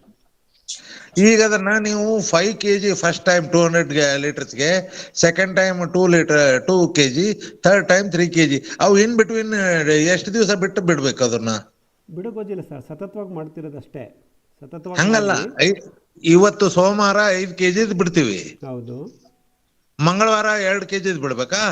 ಅದೇ sir, 5 kg ನೀವು ಹಾಕಿರ್ತೀರಲ್ಲ 200 ಲೀಟರ್ಗೆ, ಅದನ್ನ ನೀವು ನೋಡಿ ಎಷ್ಟು ಕರಗಿದೆ ಅಂತ. ಜನರಲಿ ಏನಾಗುತ್ತೆ ಸರ್, ಈ ಗಾಣದ ಎಣ್ಣೆಯಿಂದ ತರ್ತೀವಲ್ಲ ಹಿಂಡಿಗಳು, ತುಂಬ ಗಟ್ಟಿ ಕಲ್ ತರ ಆಗಿರ್ತವೆ, ಪರ್ಟಿಕ್ಯುಲರ್ಲಿ ಹಿಂಡಿ ಅವೆಲ್ಲ ಬೇಗ ಕರಗಿರಲ್ಲ. ಅದನ್ನ ಬಿಸಾಕೋದ್ ಬೇಡ, ಡ್ರಮ್ಮಲ್ಲೇ ಇರಲಿ. ಮಾರನೇ ದಿನನೇ ಅದಕ್ಕೆ ಇನ್ನೊಂದು 2 kg ಅಥವಾ 3 kg ಬೇರೆ ಹಿಂಡಿ ಮಿಶ್ರಣ ಸೇರಿಸಿ ಇನ್ನೊಂದು ಸೈಕಲ್ ಮಾಡ್ಕೊಳ್ಳಿ, ಇನ್ನೊಂದು 200 ಲೀಟರ್ ಮಾಡ್ಕೊಳ್ಳಿ. ಅಂದ್ರೆ ನೆಕ್ಸ್ಟ್ ಡೇನೆ. ಅದನ್ನ ಇಡಕ್ಕೆ ಹೋಗಬೇಡಿ. ಇಟ್ಟರೆ ಹಾಲ್ಸಿ ಗಿಲ್ಸಿ ಎಲ್ಲ ವಾಸನೆ ಬರುತ್ತೆ. ಮತ್ತು ಅದನ್ನ ಹಾ ಮೇಂಟೈನ್ ಹಾ ಮಾಡೋದು ಹೆಂಗೆ? ಹಾ ಓಕೆ ಸತತ ಓಕೆ 2 ದಿವಸ 3 ದಿವಸ ಮಾಡಿ ಉಪಯೋಗಿಸಿ, ಎಲ್ಲ ಗಿಡಕ್ಕೂ ಹಾಕ್ಬಿಟ್ಟು ಡ್ರಮ್ ತೊಳೆದಿಟ್ಬಿಡಿ. ಓಕೆ ಸರ್, ಮತ್ತೆ ಒಂದು ಥ್ಯಾಂಕ್ ತಿಂಗಳು, ಯು ಸರ್. ಒಂದು 15 ದಿವಸ ತಿಂಗಳಾದ್ಮೇಲೆ ಇನ್ನೊಂದು ಸಲ ಮಾಡಿರಿ. ನಿಮ್ಗೆ ಅಂದ್ರೆ ನಿಮ್ಮ ಕಂಟಿನ್ಯೂಸ್ ಶಕ್ತಿ 5 kg ಒಂದು 2 kg ಒಂದು 3 kg ಅಂದ್ರೆ 3 ದಿವಸ ಮಾಡಿದ್ರೆ ಆಯ್ತು. ಹೌದು. 2 kg 3 kg ಅನ್ನೋದು ನನ್ನ ಪ್ರಾರಂಭದ ಅನುಭವ ಸರ್. ಅಷ್ಟೇ ನಿಮ್ಮ ನೋಡ್ಕೊಂಡು. ನಿಮ್ಗೆ ಹೆಂಗೆ ಸಿಗುತ್ತೋ ಹಿಂಡಿ ಅದ್ರ ಮೇಲೆ ಡಿಪೆಂಡ್ ಆಗುತ್ತೆ. ಎಲ್ಲ ಮಣ್ಣು ಪಲ್ವರೈಸ್ಡ್ ಇದು ಬೆಂಗಳೂರಿಂದ ನೀವು ಅಡ್ರೆಸ್ ಕೊಟ್ಟಿದ್ರಿ, ಅಲ್ಲಿಂದ ಅದು ತಂದ್ವಿ. ಬೇಕೇ ಇಲ್ಲ ಸರ್. ಅದು ಪಲ್ವರೈಸ್ಡ್ ಆದರೆ ಒಂದೇ ಸತಿ ಕರ್ಕೋಗ್ಬಿಡುತ್ತೆ 90%. ಅದೇ ಮತ್ತೆ ನೀವು ಅದನ್ನ 3 ದಿವಸ ಬಿಟ್ಟು ಬಿಡ್ಬೋದು. ಅಷ್ಟು 5 kg ತಗೊಳ್ಳಿ, 200 ಲೀಟ್ರಿಗೆ ಹಾಕಿ ಒಂದು ರಾತ್ರಿ ಬಿಡಿ, ಮಾರನೇ ಬೆಳಗ್ಗೆ ಎಲ್ಲ ಗಿಡದ ಬುಡಕ್ಕೂ ಸುರಿದು ಬಿಡಿ, ಡ್ರಮ್ ತೊಳೆದಿಟ್ಟು ಮುಗೀತು. ಓಕೆ ಓಕೆ ಹಲೋ ಒಳ್ಳೇದು ಬಿಡಿ. ಸರ್ ನಮಸ್ತೆ ಸರ್. ಹಲೋ ಆಯ್ತು. ಕೇಳಿ ಸರ್, ನಿಮ್ಮ ಹಲೋ. ಪ್ರಶ್ನೆ ಮಾಡ್ಕೊಳ್ಳಿ. ಸರ್ ರಾಮಕೃಷ್ಣ ಮಾತಾಡ್ತೀನಿ. ಹೇಳಿ ರಾಮಕೃಷ್ಣ ಅವರೇ. ಅದೇ ಈಗ ನೀವು ಗಿಡದ ಬುಡಕ್ಕೆ ಹಾಕ್ಬೇಕು ಅಂತ ಹೇಳಿದ್ರಲ್ಲ, ಹೌದು. ಸೊ ಎವರಿ ಟೈಮ್ ಅಲ್ಲಿ ಅದು ಮಲ್ಚಿಂಗ್ ಮಾಡಿರ್ತೀವಲ್ಲ, ಮಲ್ಚಿಂಗ್ ಸರಿಸ್ಬಿಟ್ಟು ಹಾಕ್ಬೇಕಾ ಇಲ್ಲ ಮಲ್ಚಿಂಗ್ ಮೇಲೆ ಉಯ್ಬೇಕಾ ಸರ್ ಅದು ದ್ರಾವಣ? ಮಲ್ಚಿಂಗ್ ಮೇಲೆ ಹೊಯ್ರಿ ಸರ್. ಮತ್ತೆ ಅವೆಲ್ಲ ಮಲ್ಚಿಂಗ್ ಸರ್ಸೋದೆಲ್ಲ ಮಾಡೋದು ಬೇಡ. ಹಾ ಮಲ್ಚಿಂಗ್ ಅಂದ್ರೆ ಏನು, ಒಂದು 4 ಇಂಚು 5 ಇಂಚು ಕೊಟ್ಟಿರ್ತೀವಿ, ಅಡಿಗಟ್ಲೆ ಹಾಕಿರ್ತೀವ. ಒಂದು ಇಲ್ಲ. 4-5 ಇಂಚ್ ಇರುತ್ತೆ ಅಷ್ಟೇ, ತೆಳ್ಳಗೆ ಕೊಟ್ಟಿರ್ತೀವಿ ಮಲ್ಚಿಂಗ್ ಗಿಡದ ಬುಡದಲ್ಲಿ. ಆ ಮಲ್ಚಿಂಗ್ ಮೇಲೆ ನೀವು ಶಕ್ತಿ ಅನುಸಾರ 2 ಲೀಟ್ರ್ 5 ಲೀಟ್ರ್ ಎಷ್ಟು ಹಾಕ್ತೀರ ಅದನ್ನು ಸುರಿದು ಬಿಡಿ. ಅದು ಸುತ್ತಲೂ ರಿಂಗ್ ಟೈಪ್ ಅಲ್ಲಿ ಹಾಕ್ಬೇಕಾ? ಹಾಂ, ಅದು ಆಕ್ಟಿವ್ ರೂಟ್ ಝೋನ್ ಅಂತ ಗಿಡ ಸರ್ ಹೇಳ್ತಾರೆ. Drip circle, active root zone, ಅದನ್ನು ಐಡೆಂಟಿಫೈ ಮಾಡ್ಕೊಳ್ಳಿ ಪ್ರತಿ ಗಿಡದಲ್ಲಿ. ಹಾ ಆ ಡ್ರಿಪ್ ಸರ್ಕಲ್ ಅಥವಾ ಆಕ್ಟಿವ್ ರೂಟ್ ಝೋನಲ್ಲಿ ನಿಮ್ಮ ಸಾವಯವ ಗೊಬ್ಬರ ಮತ್ತು ಹಿಂಡಿ ದ್ರಾವಣ, ಹಾ ಮುಚ್ಚಿಗೆ, ಮೊಸರು ಮೂರನ್ನು ಅದೇ ಜಾಗದಲ್ಲಿ ಹಾಕಿ. ಅಲ್ಲಿ ಈ ರೀತಿ ಓಕೆ. ಇದು ಎಷ್ಟು ದಿನಕ್ಕೆ ಒಂದ್ಸಲ ಕೊಡ್ಬೇಕು ಸರ್? ನಿಮ್ಮ ಶಕ್ತಿ ಅನುಸಾರ ಸರ್. ನಿಮ್ಮ ಮಣ್ಣು ಫಲವತ್ತಾಗೋ ತನಕ, ಸೂಕ್ಷ್ಮಜೀವಿಗಳ ಸಂಖ್ಯೆ ಜಾಸ್ತಿ ಆಗೋ ತನಕ, ನಿಮ್ಮ ಗಿಡ ಆರೋಗ್ಯವಾಗಿ ಬೆಳಿಬೇಕು ಅನ್ನೋ ಉದ್ದೇಶದಿಂದ ಪ್ರಾರಂಭದಲ್ಲಿ ಜಾಸ್ತಿ ಮಾಡೋಣ. 15 ದಿವಸಕ್ಕೆ ಒಂದ್ಸತಿ ಕೊಡೋಣ. ಆಮೇಲೆ ಅದನ್ನ ಕಮ್ಮಿ ಮಾಡ್ತಾ ಬರೋಣ, ವೆಚ್ಚಗಳನ್ನು ಕಮ್ಮಿ ಮಾಡ್ತಾ ಬರೋಣ. ನಿಜ. ಪ್ರಾರಂಭದಲ್ಲಿ 15 ದಿವಸಕ್ಕೆ ಒಂದ್ಸತಿ ಕೊಡಿ, ಒಂದು 3 ತಿಂಗಳು ಕೊಡಿ, 15 ದಿವಸಕ್ಕೆ ಒಂದ್ಸತಿ. ಬದಲಾವಣೆಗಳನ್ನು ಗಮನಿಸಿ. ನಿಮ್ಮ ಮಣ್ಣಿನಲ್ಲಿ ಬದಲಾವಣೆ ಆಗ್ತಿದೆ, ಗಿಡಗಳಲ್ಲಿ ಬದಲಾವಣೆ ಆಗ್ತಿದೆ ಅಂದರೆ 15 ದಿವಸದ ಬದಲು 1 ತಿಂಗಳಿಗೆ ಒಂದ್ಸಲ ಕೊಡಿ, ಆಮೇಲೆ 3 ತಿಂಗಳಿಗೆ ಒಂದ್ಸತಿ ಕೊಡಿ. ಎಷ್ಟು ಕೊಡಿ ಪರವಾಗಿಲ್ಲ, ಯಾಕೆಂದ್ರೆ ಇದು ಸೂಕ್ಷ್ಮಜೀವಿಗಳಿಗೆ ಕೊಡೋ ಆಹಾರ. ಎಷ್ಟು ಆಹಾರ ಕೊಡ್ತೀರೋ ಅಷ್ಟು ಸೂಕ್ಷ್ಮಜೀವಿಗಳು ಕೆಲಸ ಮಾಡ್ತಾ ಹೋಗ್ತವೆ. ಹೌದು ಸರ್. ಸರಿ ಸರ್, ಇವತ್ತಿನ ಟಾಪಿಕ್ ಚೆನ್ನಾಗಿತ್ತು ಸರ್, ಒಳ್ಳೆ ಯೂಸ್ಫುಲ್ ಆಗಿತ್ತು. ಬಹಳ ಧನ್ಯವಾದಗಳು ಸರ್. ಥ್ಯಾಂಕ್ ಯು ರಾಮಕೃಷ್ಣ ಅವರೇ. ಹಲೋ ಸರ್ ಹೇಳಿ. ಸಿದ್ದೇಶ್ ಅಂತ. ನಮಸ್ಕಾರ ಸಿದ್ದೇಶ್, ಪ್ರಶ್ನೆ ಕೇಳಿ, ಹೇಳಿ, ಫೀಡ್ಬ್ಯಾಕ್ ಕೊಡಿ ಸರ್. ಈಗ ನಂದು ಲಿಕ್ವಿಡ್ ಫಾರ್ಮಿಂಗು ಆಕ್ಚುಲಿ ವೆಂಚೂರಲ್ಲಿ ನಾನು ಎಲ್ಲ ಗಿಡಕ್ಕೆ NPK ಆ ಥರ ಎಲ್ಲ ಕೊಡ್ತಾ ಇದ್ದೆ. ಯಾಕಂದ್ರೆ ನನಗೆ ಲೇಬರ್ ಪ್ರಾಬ್ಲಮ್ಮು, ಗೊಬ್ಬರ ಎಲ್ಲ ಸಿಗಲ್ಲ, ಇವೆಲ್ಲ ಪ್ರಾಬ್ಲಮ್ ಇದೆ. ಸರಿ. ಅದಕ್ಕೋಸ್ಕರ ಈ ಆಯಿಲ್, ನೀಮ್ ಆಯಿಲ್ ಸಿಗುತ್ತಾ ನಾವು ವಾಟರ್ಗೆ ಫಿಕ್ಸ್ ಮಾಡಿ ವೆಂಚೂರ್ ಕೊಟ್ಟಲ್ಲಿ? ಹಿಂಡಿಗಳನ್ನ ದ್ರಾವಣ ಮಾಡೋದು ಒಂದು ವಿಧಾನ, ಮತ್ತು ಎಣ್ಣೆಗಳನ್ನೇ ಬಳಸೋದು ಇನ್ನೊಂದು ವಿಧಾನ. ಬಟ್ ನಾವು ಹಿಂಡಿಗಳನ್ನ ದ್ರಾವಣ ರೂಪದಲ್ಲಿ ಕೊಡ್ತಾ ಇರೋದು 2 ಉದ್ದೇಶಕ್ಕೆ. ಒಂದು, ನನ್ನ ಸೂಕ್ಷ್ಮಜೀವಿಗಳಿಗೆ ಆಹಾರ, ಮತ್ತು ಸಸ್ಯಗಳಿಗೆ ಪೋಷಕಾಂಶ. ಹೇಳಿದ್ನಲ್ಲ ಇವತ್ತು. ಅದೇ ಸರ್, ಗೊತ್ತಾಯ್ತು, ಅದು ಕರೆಕ್ಟಾಗಿ ಕೇಳಿದೆ. ನೀವು ಎಣ್ಣೆಯನ್ನ ತಗೊಂಡೋಗಿ ನೇರವಾಗಿ ಗಿಡದ ಬುಡಕ್ಕೆ ಕೊಟ್ರೆ, ಅಲ್ಲ ಗಿಡಕ್ಕಲ್ಲ, ನಾನು 200 ಸರ್, ಎಣ್ಣೆ ಸೂಕ್ಷ್ಮಜೀವಿಗಳಿಗೆ ಆಹಾರ ಆಗಲ್ಲ. ಎಣ್ಣೆಯನ್ನ ನೇರವಾಗಿ ಸೇವಿಸೋ ಶಕ್ತಿ ಸೂಕ್ಷ್ಮಜೀವಿಗಳಿಗೆ ಇಲ್ಲ. ಹಾಗಾಗಿ ನೀವು ಎಣ್ಣೆಯನ್ನು ಕೊಡುವಂಗಿದ್ರೆ, ಯಾವುದೇ ಬೀಜದ ಎಣ್ಣೆಯನ್ನು ಕೊಡುವಂಗಿದ್ರೆ ಅದನ್ನ ಬೇರುಗಳಿಗೆ ಕೊಡಬಾರ್ದು, ಅದನ್ನ ಎಲೆಗಳ ಮೇಲೆ ಸಿಂಪಡಣೆ ಮಾಡಬೇಕು. ಫಾಲಿಯರ್ ನೀವು ಎಣ್ಣೆ ಬಳಸೋಂಗಿದ್ರೆ ಫಾಲಿಯರ್ ಸ್ಪ್ರೇ ತರ ಮಾಡಿ ಎಲೆಗಳ ಮೇಲೆ ಸಿಂಪಡಣೆ ಮಾಡಿ, ಬೇರಿಗೆ ಕೊಡೋದಾದ್ರೆ ಅದನ್ನ ಹಿಂಡಿಗಳನ್ನೇ ಯೂಸ್ ಮಾಡಿ ದ್ರಾವಣ ರೂಪಕ್ಕೆ ತಗೊಂಬನ್ನಿ, ಫಿಲ್ಟರ್ ಮಾಡಿ ವೆಂಚೂರಿ ಮುಖಾಂತರ ಕೊಡಿ. ರಿಸಲ್ಟ್ಸ್ ಬರಬಹುದು, ಯಾಕಂದ್ರೆ ನಮ್ಮ ಹತ್ರ ವೆಂಚೂರಿ ಸಿಸ್ಟಮ್ ಎಲ್ಲ ಇಲ್ಲ. ನಾವು ನೇರವಾಗಿ ಗಿಡದ ಬುಡಕ್ಕೆ ಸುರಿತೀವಿ. ಹಿಂಡಿಗಳನ್ನು ತಗೊಂಬಂದು ದ್ರಾವಣ ಮಾಡ್ಕೊಳ್ಳಿ, ಫಿಲ್ಟರ್ ಮಾಡ್ಕೊಂಡು ವೆಂಚೂರಿ ಮುಖಾಂತರ ಕೊಡಿ. ನಿಮಗೂ ಫಲಿತಾಂಶ ಬರುತ್ತೆ ಅಂತ ಅನ್ಕೋತೀನಿ. ಆಮೇಲೆ ಗಷ್ಟ ಏನು ಉಳಿಯುತ್ತಲ್ಲ, ಫಿಲ್ಟರ್ ಮಾಡಿದ್ಮೇಲೆ ಗಷ್ಟ ಉಳಿಯುತ್ತಲ್ಲ, ಅದನ್ನ ಯಾವ್ದಾದ್ರು ಮನೆ ಪಕ್ಕ ಇರೋ ಗಿಡಗಳಿಗೆ ಹಾಕಿ. ಅಲ್ಲ, ಇದು ಸಾಲ್ಯುಬಲ್ ವಾಟರ್ ಜೊತೆ? ಖಂಡಿತ ಸರ್, ಕರಗುತ್ತೆ, ಗಸಗಸೆ ಪಾಸಿ ತರ ಆಗ್ಬಿಡುತ್ತೆ. ಯಾಕಂದ್ರೆ ಈ ಮೈಕ್ರೋ ಟ್ಯೂಬ್ಸ್ ಇಂದ ಬರುವಾಗ ಬ್ಲಾಕ್ ಹಾಕೂಡ್ದು ಅಂತ ನಾನು ಹೇಳ್ತೇನೆ. ಅದು ನಿಮ್ಮ ಫಿಲ್ಟರಿಂಗ್ ಸಿಸ್ಟಮ್ ಮೇಲೆ ಡಿಪೆಂಡ್ ಆಗುತ್ತೆ. ಇದು ಕರಗಿರುತ್ತೆ, ಕರಗಿ ಕಣಗಳಂತೂ ಇದ್ದೇ ಇರ್ತಿದ್ರಲ್ಲಿ, ಗಸಗಸೆ ಪಾಸಿ ತರ ಕಣಗಳಿರುತ್ತೆ, ಪಾರ್ಟಿಕಲ್ಸ್. ನಿಮ್ಗೆ ಏನು ಫಿಲ್ಟರಿಂಗ್ ಸಿಸ್ಟಮ್ ಇಟ್ಕೊಂಡಿದ್ದೀರಲ್ಲ, ಫಿಲ್ಟರಿಂಗ್ ಸಿಸ್ಟಮ್ ಅಲ್ಲಿ ಇದನ್ನ ಫಿಲ್ಟರ್ ಮಾಡ್ಕೊಳ್ಳಿ. ಇಲ್ಲ ಇದಕ್ಕೊಂದು ಮತ್ತೊಂದು ಬೇರೆ ಇನ್ನೊಂದು ಫಿಲ್ಟರಿಂಗ್ ಸಿಸ್ಟಮ್ ರೆಡಿ ಮಾಡ್ಕೊಳ್ಳಿ. ಹಾ ಆ ಫಿಲ್ಟ್ರಿಂಗ್ ಸಿಸ್ಟಮಲ್ಲಿ ಇದನ್ನು ಫಿಲ್ಟರ್ ಮಾಡಿ ಆಮೇಲೆ ನಿಮ್ಮ ವೆಂಚೂರಿ ಮುಖಾಂತರ ಕೊಡಿ. ಇದು ಅದು ಸಾಯಿಲ್ ಇದು ನಿಮ್ ಕೇಕ್ ನ ಮಿಕ್ಸ್ ಮಾಡಿದ ನೀರಲ್ಲಿ ಎಷ್ಟು ದಿವಸ ಬಿಡ್ಬೇಕು ಸರ್? ಬಿಡೋಂಗಿಲ್ಲ, ಒಂದು ರಾತ್ರಿ ಅಷ್ಟೇ ಮ್ಯಾಕ್ಸಿಮಮ್. ಒಂದ್ ರಾತ್ರಿ ಕರೆಕ್ಟ್ ಸಂಜೆ ಬಿಡುತ್ತೆ. ಕರಗ್ಬಿಟ್ಟು ನಾಳೆ ಬೆಳಗ್ಗೆ ನೀವು ಉಪಯೋಗಿಸ್ಬಿಡ್ಬೋದು. ಅಲ್ಲೇನು Okay. ದಿನಗಟ್ಟಲೆ ಬಿಡೋ ಅವಶ್ಯಕತೆ ಇಲ್ಲ. ನಿಮಗೆ Okay, ಲೇಬರ್ okay. ಸಿಕ್ಕಿಲ್ಲ ಅಂದರೆ ಒಂದು 2 ದಿವಸ ಬಿಡ್ರಿ. Okay. ನೀವೇ ಮಾಡಂಗಿದ್ರೆ ಅವತ್ತೇ ಕರಗಿಸಿ ಬೆಳಗ್ಗೆ ಕರಗಿಸಿ ಸಂಜೆ ಬಿಡ್ರಿ, ಅಥವಾ ಸಂಜೆ ಕರಗಿಸಿ ಮಾರದಿನ ಬೆಳಗ್ಗೆ ಬಿಟ್ಬಿಡ್ರಿ. ಓಕೆ ಓಕೆ ಅದೇ ಪ್ರಯೋಜನ ಇನ್ನು ಇಂಥದ್ದು ಕೆಟ್ಟ ವಾಸನೆ ಬರೋಕ್ಕೆ ಶುರು ಆಗುತ್ತೆ, ಅಪಾಯಕಾರಿ ಜೀವಿಗಳು ಡೆವಲಪ್ ಆಗಿಬಿಡ್ತವೆ. ಓಕೆ ಅಲ್ಲ ಅದನ್ನೇ ವೆಂಚೂರಾದಿಂದ ಕೊಡೋದಕ್ಕೋಸ್ಕರ ಲೇಬರ್ ಪ್ರಾಬ್ಲಮ್ ಈ ಕಡೆ ಇರೋದು ನಾವೇ ಮಾಡೋ ಕೆಲಸದಿಂದ ಅದು ವಾಟರ್ ಅಲ್ಲಿ ಸಾಲ್ಯುಬಲ್ ಆದ್ರೆ ನಮ್ಗೆ ವೆಂಚೂರಲ್ಲಿ ಹಾಕ್ಬಿಟ್ರೆ ಎಲ್ಲ ಗಿಡಕ್ಕೆ ಹೊಟ್ಟೋಗುತ್ತೆ ಅಂತ ನಾವು. ಯಾಕಂದ್ರೆ 800,000 ಗಿಡಕ್ಕೆ ಪ್ರಯತ್ನ 800,000 ಗಿಡಕ್ಕೆ ಕೈಯಲ್ಲಿ ಹಾಕಕ್ ಆಗಲ್ವಲ್ಲ. ಅಲ್ಲ, ಪ್ರಯತ್ನ ಮಾಡಿ. ನಿಮ್ಮಲ್ಲಿ ಏನು ವ್ಯವಸ್ಥೆ ಇದೆ ಅದನ್ನು ಯೂಸ್ ಮಾಡಿ. ರಿಸಲ್ಟ್ ಬಂದರೆ ಸಂತೋಷ. ರಿಸಲ್ಟ್ ಬಂದಿಲ್ಲ ಅಂದರೆ ಒಂದು ಬ್ಲಾಕಿಗೆ ಒಂದು 50 ಗಿಡಕ್ಕೆ ಕೈಯಲ್ಲೂ ಹಾಕಿ ನೋಡ್ರಿ. ಎರಡೂ ತೋಟನ ಅಬ್ಸರ್ವ್ ಮಾಡಿರಿ. ಕೈಯಲ್ಲಿ ಹಾಕಿರೋ ತೋಟದ್ದು 50 ಗಿಡಗಳು ಹೆಂಗಿದೆ, ವೆಂಚೂರಿ ಕೊಟ್ಟಿರೋದು 850 ಗಿಡ ಹೆಂಗಿದೆ, ಎರಡನ್ನೂ ಅಬ್ಸರ್ವ್ ಮಾಡಿರಿ. ಬದಲಾವಣೆ ಕಂಡ್ರೆ ನಿರ್ಧಾರ ತಗೊಳ್ಳಿ. ಸರ್ ನೀವೇ ವಿಜ್ಞಾನಿ ಆಗಬೇಕು ನಿಮ್ಮ ತೋಟದಲ್ಲಿ. ಅಲ್ಲ ಕರೆಕ್ಟ್, ಅದೇ ಏನಿಲ್ಲ ಮೈಕ್ರೋ ಟ್ಯೂಬ್ಸ್ ಅಲ್ಲಿ ಬ್ಲಾಕ್ ಆಗಿ ಕುಡ್ದು ಅಷ್ಟೇ, ಅದೊಂದೇ ಪ್ರಾಬ್ಲಮ್. ನಾಳೆ ನೀರು ಕೊಟ್ಟಾಗ ಸರ್ ಅದು ನಿಮ್ಮ ಫಿಲ್ಟರಿಂಗ್ ಸಿಸ್ಟಮ್ ಮೇಲೆ ಡಿಪೆಂಡ್ ಆಗುತ್ತೆ. ಅದೇ ಫಿಲ್ಟರ್ ಮಾಡಿಬಿಟ್ಟು ಕೊಡಾಗಿದ್ರೆ ಕೊಡ್ಬೋದು. ಅದೇ ಖಂಡಿತ. Thank you very much. ಮಾಡ್ತೀನಿ. ಹಲೋ ಹೇಳಿ ಸರ್, ನಮಸ್ತೆ ಸರ್. ನನ್ನ ಹೆಸರು ತಿರುಮಲ ಪ್ರಸಾದ್ ಅಂದು. ನಾನು ಬಳ್ಳಾರಿಯಿಂದ ಮಾತಾಡ್ತಾ ಇದ್ದೀನಿ. ಸರ್ ತುಂಬಾ ಚೆನ್ನಾಗಿತ್ತು ಸರ್, ನಿಮ್ಮ ಒಂದು ಎಕ್ಸ್ಪ್ಲನೇಷನ್ ಎಲ್ಲ ತುಂಬಾ ಚೆನ್ನಾಗಿತ್ತು. ನನಗೆ ರೀಸೆಂಟ್ ಆಗಿ ನಿಮ್ಮ ಲಿಂಕ್ ಗೊತ್ತಾಯ್ತು. ಇವಾಗ ನಿಮ್ಮನ್ನ ಫಾಲೋ ಮಾಡ್ತಾ ಇದ್ದೀನಿ.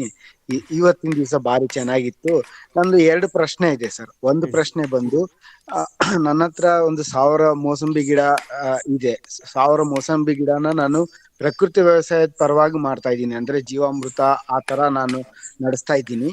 ನಿಮ್ಮ ಒಂದು ವಿಡಿಯೋಸ್ ನೋಡ್ಬಿಟ್ಟು ನಿಮ್ನ ಫಾಲೋ ಮಾಡಕ್ಕೆ ಒಂದ್ಸಾರಿ ಏನು ಅದು ಹಿಂಡಿಗಳ ದ್ರಾವಣ ಮಾಡಿ ಹಾಕಿದ್ದೀನಿ. ಇವಾಗ ನನ್ನ ಸಮಸ್ಯೆ ಏನಂತಂದ್ರೆ, ಬರೀ ಹಿಂಡಿಗಳ ದ್ರಾವಣ ಒಂದೇ ಸಾಕ, ಬೇರೆ ಇನ್ನೇನು ಹಾಕದೆ ಬೇಕಾಗಿಲ್ವಾ? ಅಂದ್ರೆ ಸೆಗಣಿ ಹಾಕಿರ್ತೀನಿ, ಸೆಗಣಿ ಮೇಲೆ ಹಿಂಡಿ ದ್ರಾವಣ ಸುರಿದ್ರೆ ಸಾಕಾಗುತ್ತಾ, ಬೇರೆ ಇನ್ನೇನು ಬೇಕಾಗಲ್ವಾ ಅನ್ನೋದು ಒಂದು ಪ್ರಶ್ನೆ ಸರ್. 2ನೇ ಪ್ರಶ್ನೆ ಬಂದು, ನಾವು ಇವಾಗ ಏನು ಮಿಶ್ರಣ ಕಳ್ಸಿರ್ತೀವಲ್ಲ ಸರ್, ಮಿಶ್ರಣ ಕಳ್ಸಿರ್ತೀವಲ್ಲ, ಆ ಮಿಶ್ರಣ ಒಂದು ದಿವಸದಾಗೆ ಡಿಕಂಪೋಸ್ ಆಗುತ್ತಾ ಅಂಬೋದು ಒಂದು ಪ್ರಶ್ನೆ ಸರ್. ಈ 2 ಪ್ರಶ್ನೆ ಸರ್. 2ನೇ ಪ್ರಶ್ನೆ ಮೊದಲು ಹೇಳ್ಬಿಡ್ತೀನಿ. ನೀವು ಹಿಂಡಿಗಳನ್ನು ತರಿಸ್ಕೊಂತೀರಲ್ಲ, ಅದನ್ನ ಸ್ವಲ್ಪ ಪೌಡ್ರ್ ಫಾರ್ಮ್ಯಾಟಲ್ಲಿ ಇದ್ರೆ, ಚೆನ್ನಾಗಿ ಜಜ್ಜಿ ಪಜ್ಜಿ ಪುಡಿ ಥರ ಆಗಿದ್ರೆ ಕೆಲವೇ ಗಂಟೆಗಳಲ್ಲಿ ಕರ್ಗೋಗ್ಬಿಡತ್ತೆ. ಅದರ ಸಾರ ಎಲ್ಲನೂ ನೀರಿಗೆ ಬಿಟ್ಕೊಳ್ಳುತ್ತೆ, ಗಸಗಸೆ ಪಾಯಸ ಥರ ಕಾಣುತ್ತೆ ನಿಮಗೆ, ಚೇಂಜ್ ಆಗಿಬಿಡುತ್ತೆ. ಗಟ್ಟಿ ಅಂಶ ಏನು ಉಳ್ಕೊಳ್ಳಲ್ಲ. ಅಥವಾ ಮ್ಯಾಕ್ಸಿಮಮ್ ಒಂದು ರಾತ್ರಿ ಬಿಟ್ಟರೆ ಸಾಕು, ಎಲ್ಲ ಕರ್ಗೋಗಿರುತ್ತೆ ಮ್ಯಾಕ್ಸಿಮಮ್ಮು. ಇದನ್ನೇ ಮೋರ್ ದೆನ್ 1 ಡೇ, ಅಂದರೆ ಒಂದು ರಾತ್ರಿ ಬಿಟ್ಟರೆ ಸಾಕಾಗತ್ತೆ. ಮೊದಲನೇ ಪ್ರಶ್ನೆ ನೀವೇ ಜಡ್ಜ್ ಆಗಬೇಕು ಸರ್. ಯಾಕಂದರೆ ನಿಮ್ಮ ಗಿಡ, ನಿಮ್ಮ ಭೂಮಿ, ನಿಮ್ಮ ಮಣ್ಣು, ನಿಮ್ಮ ಮಣ್ಣಿನ ಫಲವತ್ತತೆ ನೀವೇ ಅದನ್ನು ಜಡ್ಜ್ ಆಗಬೇಕು. ನಾವೇನು ಹೇಳೋಕ್ಕಾಗಲ್ಲ. ಯಾಕೆಂದರೆ ನಿಮ್ಮ ಗಿಡ ನೀವು ನೋಡ್ತಿರ್ತೀರಾ. ನಾವು ಕೊಡುವಂಥ ಹಿಂಡಿ ದ್ರಾವಣ ಸೂಕ್ಷ್ಮಜೀವಿಗಳಿಗೆ ಆಹಾರ ಕೊಡ್ತಿರ್ತೀವಿ. ಹೇಳ್ರಪ್ಪ ಕೆಲಸ ಮಾಡ್ರಪ್ಪ ಅಂತ ಹೇಳ್ತೀವಿ. ಅವು ಕೆಲಸ ಮಾಡೋಕ್ಕೆ ನೀವು ಮುಚ್ಚಿಗೆ ಕೊಟ್ಟಿರಬೇಕು, ಸಾವಯವ ಗೊಬ್ಬರ ಇರಬೇಕು ಗಿಡದ ಬುಡದಲ್ಲಿ. ನೀವು ಸಾವಯವ ಗೊಬ್ಬರ ಕೊಟ್ಟಿದ್ದು ಸಾಕಷ್ಟು ಮುಚ್ಚಿಗೆ ಕೊಟ್ಟಿದ್ರೆ ಅವು ಪೋಷಕಾಂಶವನ್ನು ಹೀರಿಬಿಟ್ಟು ಗಿಡಗಳಿಗೆ ಕೊಡ್ತವೆ. ಬರೀ ಹಿಂಡಿ ದ್ರಾವಣ ಕೊಟ್ಬಿಟ್ಟು ಅಲ್ಲಿರೋ ಪೋಷಕಾಂಶ ಅಷ್ಟೇ ಸಾಕು ಅಂದರೂ ನಿಮ್ಮ ಮೋಸಂಬಿ ಗಿಡ ಬೆಳೆಯುತ್ತೆ, ಹಣ್ಣು ಕೊಡುತ್ತೆ. ಆದರೆ ನೀವು ಸಾವಯವ ಗೊಬ್ಬರ ಕೊಡಬೇಕಾ ಅಥವಾ ಮುಚ್ಚಿಗೆ ಮಾಡಬೇಕಾ ಅನ್ನೋದು ನಿಮ್ಮ ಮೋಸಂಬಿ ಗಿಡದ ಬೆಳವಣಿಗೆ ಮತ್ತು ನೀವು ಬಯಸುವಂಥ ಫಸಲು ಅದ್ರ ಮೇಲೆ ನಿರ್ಧಾರ ಆಗಿರುತ್ತೆ. ನಿಮ್ಮ ಮಣ್ಣಿನ ಮೇಲೆ ನಿರ್ಧಾರ ಆಗಿರುತ್ತೆ. ನಿಮ್ಮ ಮಣ್ಣು ಆಲ್ರೆಡಿ ಫಲವತ್ತಾಗಿದ್ದರೆ ಹೊರಗಡೆಯಿಂದ ತಂದಾಕೋದನ್ನು ಕಮ್ಮಿ ಮಾಡ್ಬೋದು. ಮಣ್ಣಿನಲ್ಲಿ ಫಲವತ್ತತೆ ಕಮ್ಮಿ ಇದ್ದರೆ ನೀವು ಸಾವಯವ ಗೊಬ್ಬರ ಮತ್ತು ಮುಚ್ಚಿಗೆ ಕೊಡಬೇಕಾಗತ್ತೆ. ನಮ್ಮ ತೋಟದಲ್ಲಿ ನಾವು ಸಾವಯವ ಗೊಬ್ಬರ ಯೂಸ್ ಮಾಡಲ್ಲ, ಅದು ಹಸುವಿನ ಗೊಬ್ಬರ ಯೂಸ್ ಮಾಡಲ್ಲ. ನಾವು ಮುಚ್ಚಿಗೆ ಕೊಡ್ತೀವಿ, ಸಾಕಷ್ಟು ಮುಚ್ಚಿಗೆ ಕೊಟ್ಬಿಟ್ಟು. ಅದೇ ಸರ್, ಅದು ಆಚ್ಛಾದನ ಅಂತೂ ಮಾಡ್ತಾ ಇದ್ದೀವಿ. ಅದಲ್ದೇಗೆ ಈ ಬಯೋಮಾಸ್ ಬೇಕಾಗ್ಬೋದೇನೋ, ಈ ಒಂದು ಬ್ಯಾಕ್ಟೀರಿಯಲ್ ಇದಕ್ಕೆ ಡೆವಲಪ್ಮೆಂಟಿಗೆ ಬಯೋಮಾಸ್ ಕಂಪಲ್ಸರಿ ಬೇಕನ್ನೋ ಒಂದು ಅಭಿಪ್ರಾಯದಿಂದ ಕೊಟ್ಟಿಗೆ ಗೊಬ್ಬರ ಕೊಡ್ತಾ ಇದ್ದೆ. ಬಟ್ ಇವಾಗ ನಿಮ್ಮ ಒಂದು ವಿಡಿಯೋಸ್ ನಿಮ್ಮನ್ನೆಲ್ಲ ಫಾಲೋ ಮಾಡಿದ್ಮೇಲೆ ಅದನ್ನು ನೋಡ್ತಾ ಇದ್ದೀನಿ. ಬಟ್ ಇನ್ನ ಅದು 1 ಸಾರಿ 2 ಸಾರಿ ಹಾಕಿದ್ರೆ ಅದ್ರದ್ದು ರಿಸಲ್ಟ್ ಗೊತ್ತಾಗಲ್ಲ ಸರ್. ಅದಕ್ಕೆ ನಿಮ್ನ ವಿಚಾರ ಮಾಡೋಣ ಅಂತ ನಿಮ್ಗೆ ಪ್ರಶ್ನೆ ಹಾಕಿದ್ದೆ ಸರ್. ಪ್ರಯತ್ನ ಮಾಡಿ ತಿರುಮಲ ಅವರೇ. ಸಾವಯವ ಹಾ, ಗೊಬ್ಬರ ಇದ್ದರೆ ಕೊಡ್ರಿ, ತೊಂದರೆ ಇಲ್ಲ. ಸೊ ಹಾ. ಇಲ್ಲ ಅಂದರೆ ಮುಚ್ಚಿಗೆ ಚೆನ್ನಾಗಿ ಕೊಡ್ರಿ, ಹಿಂಡಿ ದ್ರಾವಣ ಕೊಡ್ರಿ. ಸೊ ಮಣ್ಣು ಹಂತವಾಗಿ ಪರಿವರ್ತನೆ ಆಗುತ್ತೆ. ನಿಮ್ಮ ಗಿಡದ ಬೆಳವಣಿಗೆ ಮತ್ತು ಫಸಲಿನ ಗುಣಮಟ್ಟ ಇಂಪ್ರೂವ್ ಆಗುತ್ತೆ. ಓಕೆ ಸರ್, ಧನ್ಯವಾದಗಳು. ಒಳ್ಳೆಯದು ತಿರುಮಲ ಅವರೇ. ಹೇಳಿ ಸರ್, ನೆಕ್ಸ್ಟ್.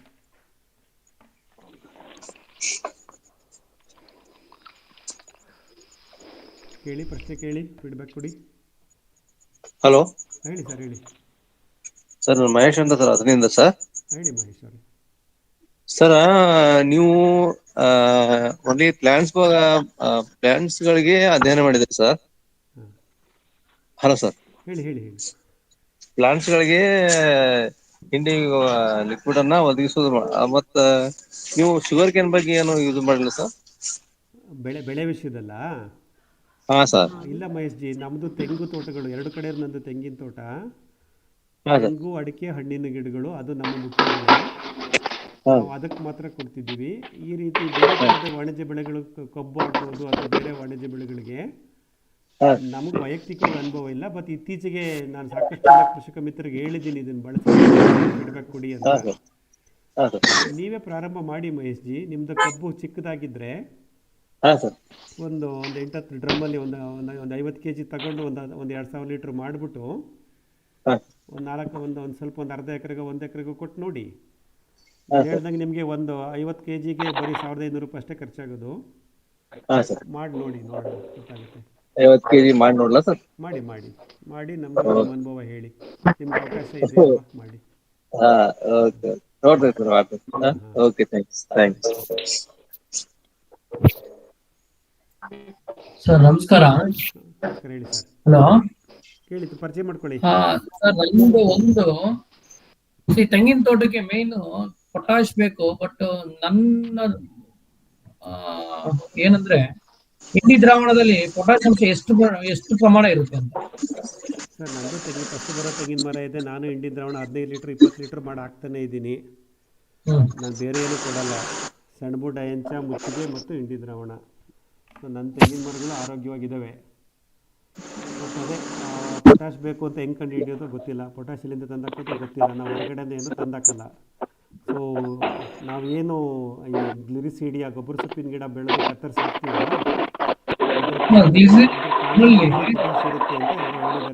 ಅದರಲ್ಲಿ ಜಾಸ್ತಿ ನೈಟ್ರೋಜನ್ ಫಿಕ್ಸಿಂಗ್ ಇರುತ್ತೆ. ಕಾಂಡದಲ್ಲಿ ಸರ್, ಎಲೆಯಲ್ಲಿ ಸಾರಜನಕ, ಸಿಪ್ಪೆಯಲ್ಲಿ ರಂಜಕ ಮತ್ತು ಒಳಗಡೆ ಕಾಂಡದಲ್ಲಿ ಪೊಟ್ಯಾಶ್ ಅಂಶ ಇರುತ್ತೆ ಅಂತ ಯಾರೋ ಹೇಳಿದ್ದಾರೆ ಬುದ್ಧಿವಂತರು. ಅದನ್ನು ನಂಬ್ಕೊಂಡು ನಾವು ಮಾಡ್ತಾ ಇದ್ದೀವಿ. ಬಟ್ ತೆಂಗಿನ ಗಿಡಗಳು ಆರೋಗ್ಯವಾಗಿವೆ ಸರ್, ತೊಂದರೆ ಇಲ್ಲ. ಅಂದರೆ 15 ಲೀಟ್ರ್ 20 ಲೀಟ್ರ್ ಕೊಡ್ತೀನಿ ಸರ್ ಒಂದು ತೆಂಗಿನ ಮರಕ್ಕೆ. ಅಂದ್ರೆ ಒಂದು ಬಿನ್ನಿಗೆ ಎಷ್ಟು?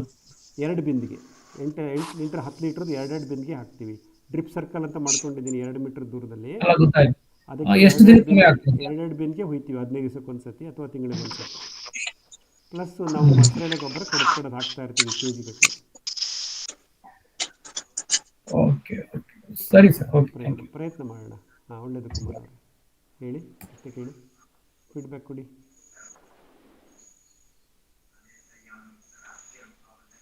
ಹಲೋ,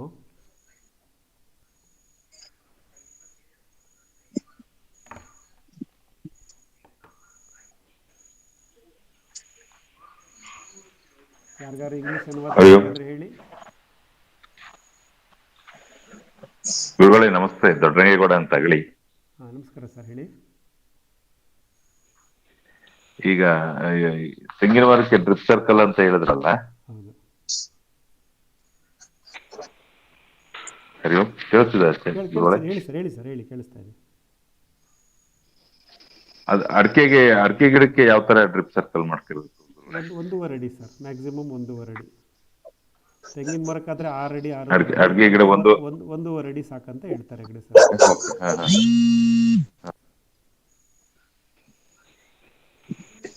ಹೇಳಿ ಗುರುಗಳೇ. ಹಾಂ, ಪ್ರಯತ್ನ ಮಾಡಿ ನೋಡೋಣ. 1.5 ಅಡಿ ಮಾಡ್ಬೇಕು. ಸರಿ.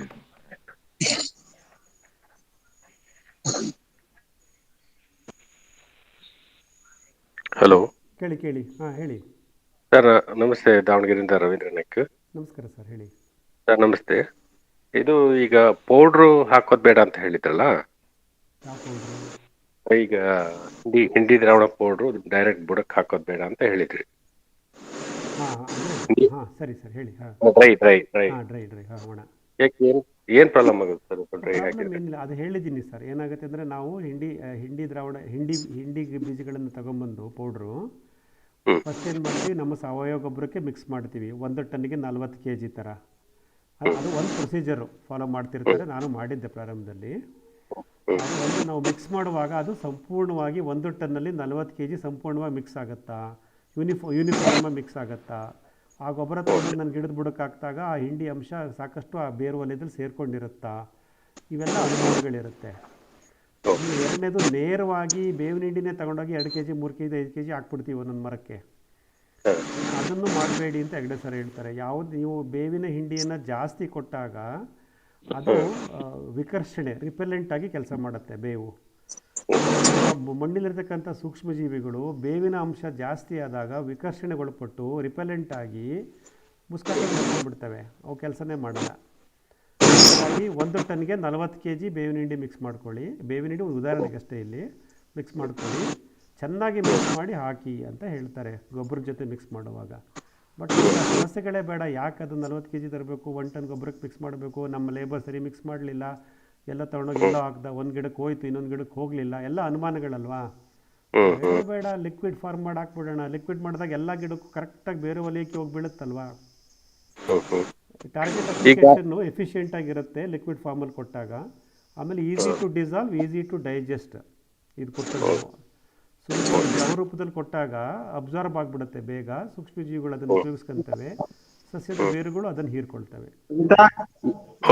ಅಬ್ಸಾರ್ಪ್ಷನ್ ಎಫಿಷಿಯನ್ಸಿ ಚೆನ್ನಾಗಿರುತ್ತೆ ಲಿಕ್ವಿಡ್ ಫಾರ್ಮಲ್ಲಿ ಕೊಟ್ಟಾಗ. 5 kg 200 ಗಿಡಕ್ಕೆ ಅಂದ್ರೆ ಡಿವೈಡೆಡ್ ಮಾಡಿ 25 ಗ್ರಾಮ್ಸ್ ಕೊಡ್ಬೋದಾ ಘನರೂಪದ ಹಿಂಡಿಯನ್ನ? ಹೌದು. ಈಗ 5 kg ಅಂದ್ರೆ 200 ಗಿಡಕ್ಕೆ ಆಯ್ತಿಲ್ಲ 1 ಲೀಟರ್ಗೆ. ಅದು 25 ಗ್ರಾಮ್ಗೆ ಡೈರೆಕ್ಟ್ ಆಗಿ ಕೊಡ್ಬೋದಲ್ಲ, ಅದು ಈಸಿ ಆಗುತ್ತಲ್ಲ? ಎಲ್ಲಿ ಈಸಿ ಆಗುತ್ತೆ ಸರ್, ಅದನ್ನೆಲ್ಲ ಹೆಂಗೆ ತಗೊಂಡೋಗಿ ಹಾಕ್ತೀರಾ ನೀವು? ಸುತ್ತ 360 ಡಿಗ್ರಿ ಅಡಿಕೆ ಮರ ಸುತ್ತ ಬೀಳ್ಬೇಕಲ್ಲ, ಅದು ಹೆಂಗೆ ನೋಡ್ಕೊತೀರಾ? ಲಿಕ್ವಿಡ್ ಆದರೆ ಎಲ್ಲ ಕಡೆ ಯೂನಿಫಾರ್ಮ್ ಅಪ್ಲೈ ಆಗಿಬಿಡುತ್ತೆ. ಈ ಪೌಡರ್ ತಗೊಂಡೋಗಿ 500 ಗ್ರಾಮ್ ಹಾಕಮ್ಮ ಅಂತ ಹೆಣ್ಮಕ್ಳಿಗೆ ಕೊಟ್ಟರೆ ಅವ್ರು ಎಲ್ಲಿ ತಗೊಂಡೋಗಿ ಹಾಕ್ತಾರೆ? ಅಲ್ಲ, ನಾವೇ ಏನಾದ್ರು ಯೂಸ್ ಮಾಡೋದಿದ್ರೆ ಮಾಡಿ ಪ್ರಯತ್ನ ಮಾಡಿ ಸರ್. ನನಗೆ ದ್ರವ ರೂಪದಲ್ಲಿ ಕೊಡೋದು ಭಾಳ ಅನುಕೂಲ ಅನ್ನಿಸ್ತಿದೆ. ಯಾಕೆಂದರೆ ತೇವಾಂಶನೂ ಕ್ರಿಯೇಟ್ ಆಗುತ್ತಲ್ಲ ಸರ್. ತೇವಾಂಶ ಇದ್ರೆ ಸೂಕ್ಷ್ಮಗಳಿಂದ ಚೆನ್ನಾಗಿ ಕೆಲಸ ಮಾಡ್ತಾವಲ್ಲ. ನೀರು ಕೊಟ್ಟಂಗೂ ಆಯಿತು, ಊಟ ಕೊಟ್ಟಂಗೂ ಆಯಿತು. ಅಲ್ಲ, ಈಗ ತುಂಬಾ ಹೆಚ್ಚು ಮಳೆ ಇದೆಯಲ್ಲ, ಅದಕ್ಕೋಸ್ಕರ ಈ ಆಲೋಚನೆ. ಈಗ ನಾನು ನಿಲ್ಲಿಸ್ಬಿಟ್ಟಿದ್ದೀನಿ ಸರ್. ಮೇ 28 ಕೊಡೋಕ್ಕಾಗಿಲ್ಲ, ಭಾರಿ ಮಳೆ ಕಮ್ಮಿ ಆದ್ಮೇಲೆ ಮುಂದುವರಿಸ್ತೀವಿ. ನಾನು 1 ಟೈಮ್ ಕೊಟ್ಟೆ, ಈಗ ಕೊಡೋಕ್ಕಾಗಿರ್ಲಿಲ್ಲ. ಪರವಾಗಿಲ್ಲ ಸರ್, ಮಳೆ ಕಮ್ಮಿ ಆದ್ಮೇಲೆ ಕೊಡೋಣ ಅಂತಂದ್ರೆ. ಸರ್ ನಮಸ್ಕಾರ, ಗೋಪಾಲ್ ಕೃಷ್ಣ ಮಾತಾಡ್ತಾ ಇದ್ದೀನಿ. ಹೇಳಿ ಸರ್. ಸರ್ ಇವಾಗ ಸುಮಾರು ಒಂದು 500 ಗಿಡ ಇದೆ ಅಂತ ಅನ್ಕೋಣ ಸರ್. 500 ಗಿಡಕ್ಕೆ 10 ಲೀಟರ್ ನಾವು ಹಾಕ್ತಿವಿ ಅಂದ್ರೆ 5000 ಲೀಟರ್ ಆಗತ್ತೆ. ಅದನ್ನ ಹೆಂಗೆ, ಎಲ್ಲಿ, ಯಾವ ತರ ಮಿಕ್ಸ್ ಮಾಡ್ಕೊಳ್ಳೋದು ಸರ್? ನೀವೇನಾದ್ರೂ ದೊಡ್ಡ ಟ್ಯಾಂಕ್ ಅಲ್ಲಿ ಮಿಕ್ಸ್ ಮಾಡ್ಕೊಂಡು ಹಾಕ್ತಿದ್ದೀರಾ ಅಥವಾ? ವಿಕೇಂದ್ರೀಕೃತ ವ್ಯವಸ್ಥೆ, decentralise system.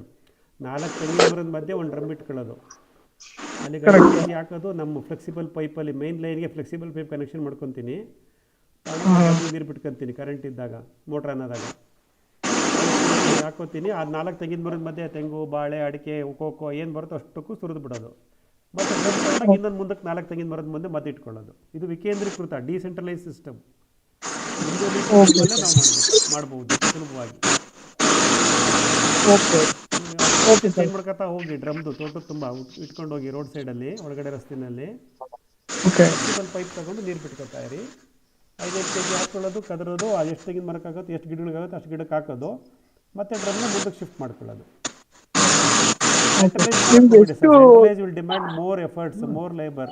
Always decentralized. Okay sir. Thank you sir. Thank you. Hello. ಹೇಳಿ ಸರ್. Hello. ಹೇಳಿ.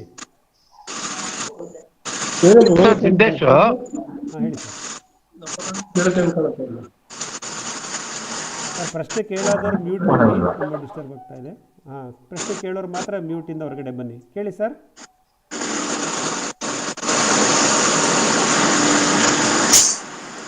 ಹಲೋ, ಹೇಳಿ ಸರ್. ಸಿದ್ದೇಶ್ ಮಾತಾಡೋದು. ಹೇಳಿ ಸರ್. ಅದೇ ಇವಾಗ ತೆಂಗಿನ ಮರ ಇದೆ ನಮ್ ಡ್ರಿಪ್ ಇರಿಗೇಷನ್ ಒಂದೇ ಸ್ಪಾಟ್ ಅಲ್ಲಿ ಹೋಗ್ತಾ ಇದೆ ಸರ್, ಅಡಿಕೆ ಮರ ತೆಂಗಿನ ಮರಕ್ಕೆ. ಅದು ರಿಂಗ್ ಟೈಪ್ ಮಾಡ್ಬೇಕಾ ಸರ್?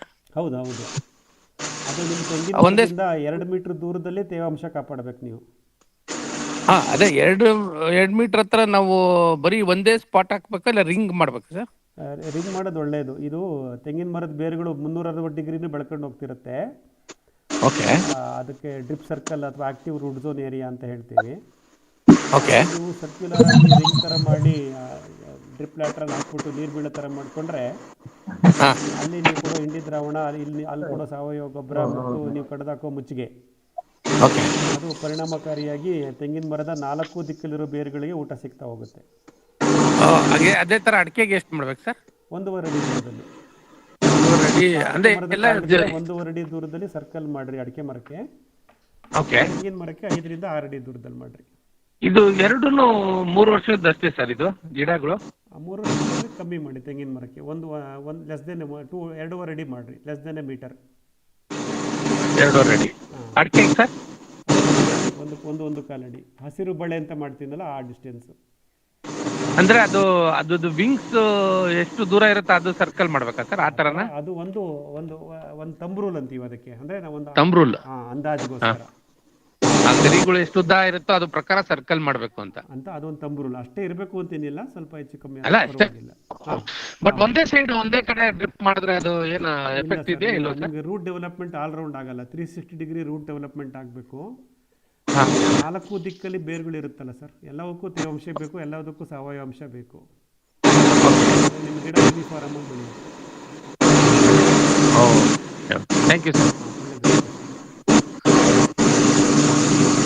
ಕೊಡಿ, 10 ಗಂಟೆ ಆಯಿತು.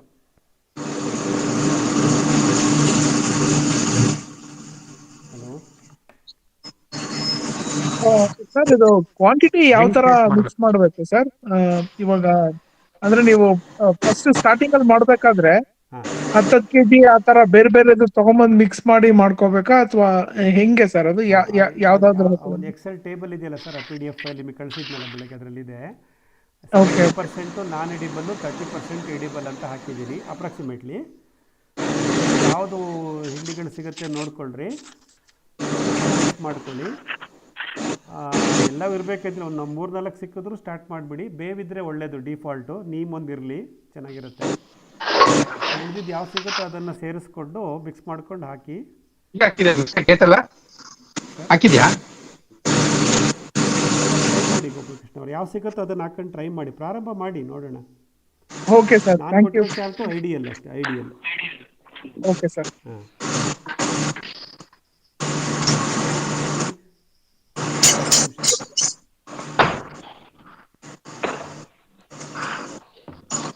ರಿಂಗ್ ಮಾಡಾಕ್ಬೇಕಂತೆ ನಾವು ಸ್ಟೈಲ್ ಒಂದೇ ಕಡೆ ಕೊಡ್ತಾ ಇದೀವಲ್ಲ, ಆ ಪೈಪ್ ನಾವು ಒಂದೇ ಕಡೆ ಡ್ರಿಪ್ ಮಾಡ್ತಾ ಇದೀವಲ್ಲ, ಅದು ರೌಂಡ್ ಮಾಡ್ಬಿಟ್ಟು ಆಮೇಲೆ ನೀರು ಹೋಗ್ಬೇಕು. ತೆಂಗಿನ ಗಿಡಕ್ಕೆ 2.5 ಅಡಿ, ಇದಕ್ಕೆ 1 ಅಡಿ, ಎಲ್ಲಾ ಕಡೆನೂ ನೀರು ಹೋಗ್ಬೇಕು. ಬೇರುಗಳು ಎಲ್ಲಾ ಕಡೆ ಇರುತ್ತೆ. ನೀವು ಬರೀ ಒಂದೇ ಕಡೆ ಕೊಟ್ಟರೆ ಸರಿ ಹೋಗಲ್ಲ. ನಾವು ಒಂದೇ ಕಡೆ ಕೊಡ್ತಾ ಇದೀವಿ. ಯಾರು ಪ್ರಶ್ನೆಗಳಿದ್ರೆ ಕೇಳಿ, ಇದು ಕ್ಲೋಸ್ ಮಾಡೋಣ. ಮತ್ತೆ ಮುಂದಿನ ಬುಧವಾರ 8:30 ಇದೇ ಸಮಯಕ್ಕೆ ಮತ್ತೆ ಸೇರೋಣ. ಇನ್ನೊಂದು ವಿಷಯ ತಗೊಂಡು ಬರ್ತೀನಿ. ನನ್ನ ಜೊತೆ ಜೋಡಿಸ್ಕೊಂಡಿದ್ದಕ್ಕೆ ಧನ್ಯವಾದಗಳು. Dear friends, thank you very much for joining on this today's webcasting. So I hope this information is relevant and useful for you to start using this approach in natural farming. So thank you for connecting with me and motivating me. We will go to meet again next Wednesday 8:30 p.m. with another interesting subject. Please call me or message me the subject, the topic which you would like to explore more. If I have the knowledge, I can happily share with you, or I will try to refer some documents and come back to you. So I will wish you all the best for the next 1 week. Have a good week ahead. Okay, good night. ನಮಸ್ಕಾರ ಮಿತ್ರರೇ, ಎಲ್ರಿಗೂ ಶುಭರಾತ್ರಿ. ಮುಂದಿನ ಬುಧವಾರ 8:30 ಮತ್ತೆ ಸೇರೋಣ. ಧನ್ಯವಾದ. Okay, ಶುಭರಾತ್ರಿ sir.